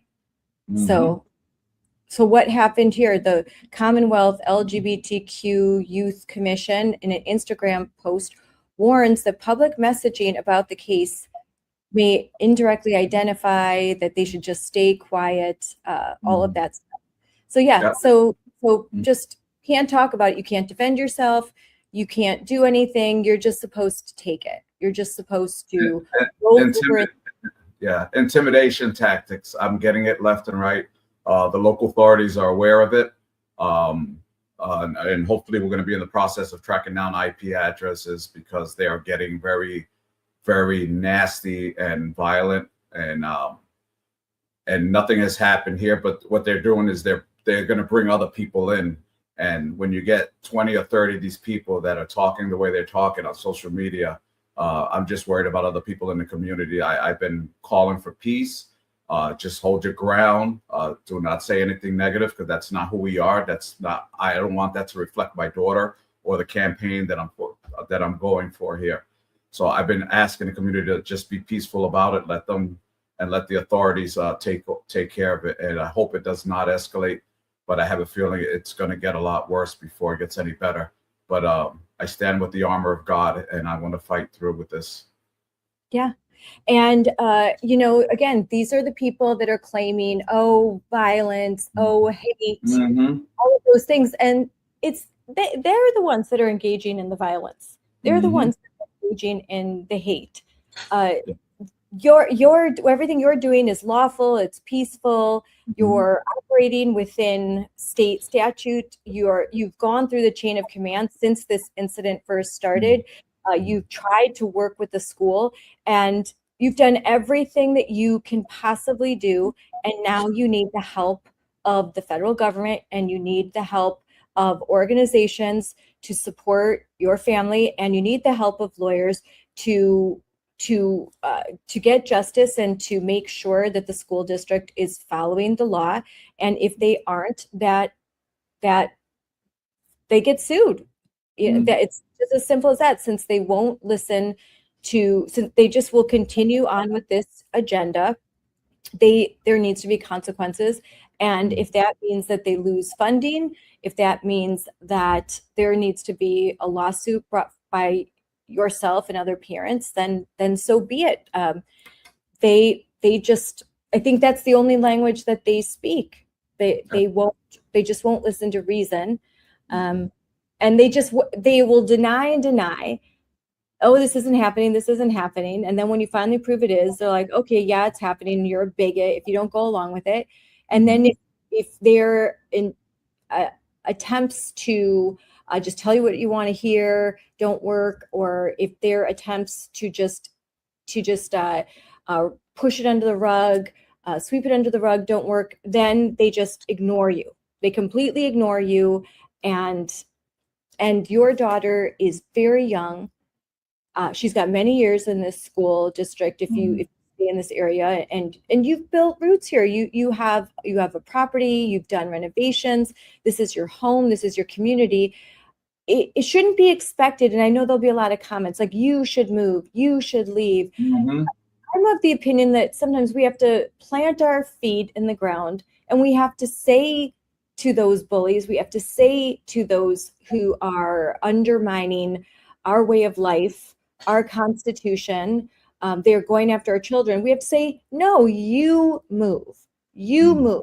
I'm going to stay here. You move. I am operating within the confines of the law. You are not. You need to change. You need to move. So I appreciate the fact that you're standing firm, and that doesn't mean to say that there doesn't come to a point where you finally have to just say, I've got to think about my kids, and this is as much as I can do. But I'm glad that you're not there yet, and that you're fighting for your state, for your area, because just because you live in a blue state doesn't mean every single county is blue. There are red counties, there are pockets of sanity in all of these states. And I don't think that everyone should just throw up their hands and give up. Yeah. Just because the state is blue doesn't mean every individual in the state has to be blue. And that's what I think they're doing. Like you said, bullying. So they want to bully you out, and I'm standing my ground. Yeah. They're trying to silence you. They're using all of these tools to silence you. And if they can't silence you, they want to make sure that everyone is watching you and thinking, oh, heck no, I'm never going to speak out, because look at what he's going through. Look at what their daughter's going through. Again, I was recently with Riley Gaines, and I watched her give a speech, and I spoke with her, and I watched her. She was talking to the young girls, and she was counseling them, like, you have to stand up and you have to speak out. You're so powerful. Like, your daughter speaking out, you speaking out is so powerful. That's why they're trying to silence it, because they try and say this isn't happening, or it's so rare, or when it does, everyone loves it. Everyone's just like, oh yeah, this is, we just love it. It's such a great, they're using it, a virtue signal accessory, like, oh, I'm just such a good person. They don't have actual virtue, they have virtue signaling. And so when you stand up and you say the emperor has no clothes, it's a big deal. And they know it, and that's why they're trying to silence you. And I'm glad that they're not. So Louis, thank you for coming on. It's been another great conversation. I know that there's still more that we haven't discussed, so I look forward to talking to you again. And I wish you all the best, and I hope that when you reach and you get the signatures that you need, that we're going to have a show celebrating the fact that you were successful in recalling these school board members. And now you're really busy, because now you've got to run a campaign and get new members elected. And that's a whole nother journey, but it's something that you can do. And I think that what's happened to your daughter, that might be the thing that's waking up a sleeping giant. This silent majority, we are the majority. We can't be silent. We got to wake up. We've got to fight for these girls. Yep. I told the community, I've already done all the legwork. Just stand up with me. I did all the work. I'm getting all the punches for you, but stand. Don't be afraid. And that's what it is. They get afraid because they're so intimidating and so bullying. I said, I'll take the punches for you, but let's stand. We have to stand for what's right. No boys in girls' bathrooms. Exactly. And today you're going to be speaking with a chapter chair, a Moms for Liberty chapter chair in your area. And I'm very excited about that, because that's what we do in Moms for Liberty. Not only do I have this national show, and I'm in DC right now, a White House correspondent, and I do social media, but I am a state, in my state, I'm a state legislative committee chair. I am a state chapter chair. I work in my state and local community. And so in your community, there are Moms for Liberty chapters, and I'm really glad they're coming to meet with you in person, talk with you, and help you. And that's what we do. So if you're listening and you're going through something like this, please reach out to me. My DMs are open, and you can email me at scarlett@momsforliberty.org. Really easy. And it's moms4 liberty.org. And let me know what's going on. You could go to just go to momsforliberty.org, and you can see, is there a chapter in your area? If not, send an email and see if we can connect with the closest chapter to you. So we definitely want to help you. We have intake forms, legal intake forms. We have a team, and want to be there for as many parents as we possibly can. Thank you, Louis, for coming on. Good luck I'll be watching, cheering you on, and I know we're going to be putting out some reels that you're going to be doing. So, isn't the last that our audience is going to see of you. Yeah. Thank you, Scarlett, and thank you, Moms for Liberty. Lewis, thank you so much for coming on the show. Thank you for having the courage to keep standing when so many others would just back down. So many others might think it's easier just to be quiet. Thank you. You are showing what courage looks like and standing up and fighting for your daughter, Brooklyn, in such a brave way. So I commend you. To every parent watching, this is not an abstract policy debate. This is a real 9-year-old little girl who became afraid to use the bathroom at her own elementary school. She's just in 3rd grade, just in 3rd grade. Her father refused to accept that that's normal. Her mother refused to just let the principal keep ignoring her. Both of these parents decided they weren't just going to sit down, they were going to fight. And they have done such a beautiful job of doing that. Sunlight is the best disinfectant. Don't accept boys in a girl's bathroom as the new normal. It is not. If you want to support the Rivera family, information on the recall petition and Lewis's public statements will be in the description and in the chat. So please reach out. And if you live in Rochester, Massachusetts, if you live in the vicinity of this school district and you're eligible to sign that recall petition, please do it. And you know what? Bring everyone in your family that's over 18 over and sign it. I think it's so brave what he's doing. As somebody who recalled 4 school board members, it's very hard, but the work, it's good work. It's good work. Lewis is a father, a fighter, and a man who refused to accept that his daughter's privacy was negotiable. We will keep following this story. And if you are going through something similar, please reach out. Like I said, I will provide all of the resources that you can reach out in the links. Thank you for watching this episode of Unleashed. Thank you for being in this fight. God bless you. Before I fully let you go, I want to talk to you about Patriot Mobile. Reliable internet isn't a luxury anymore. It's a necessity. I know that all too well. There's a couple of incidents, but during recording this show, I'm at a hotel where reliable internet is really important. And when I'm not home, I only know that all too well. So when you're on the road, working remotely, living rural, or you just want to back up for when your home service goes down, Patriot Mobile Connect keeps you online. This is something that I'm going to be looking into because I'm on the road and I'm reporting and then the internet stops working and it's a nightmare. So I'm definitely going to be looking into Patriot Mobile Connect. I need it. It's a portable hotspot that automatically switches to the strongest available network. So you're not hunting for a signal. You're not looking for which Wi-Fi is available. It's easy setup, flexible data, and no long-term contracts. And it's Patriot Mobile, America's only Christian conservative wireless provider. So go to patriotmobile.com/M4L. See right here? Go there and sign up.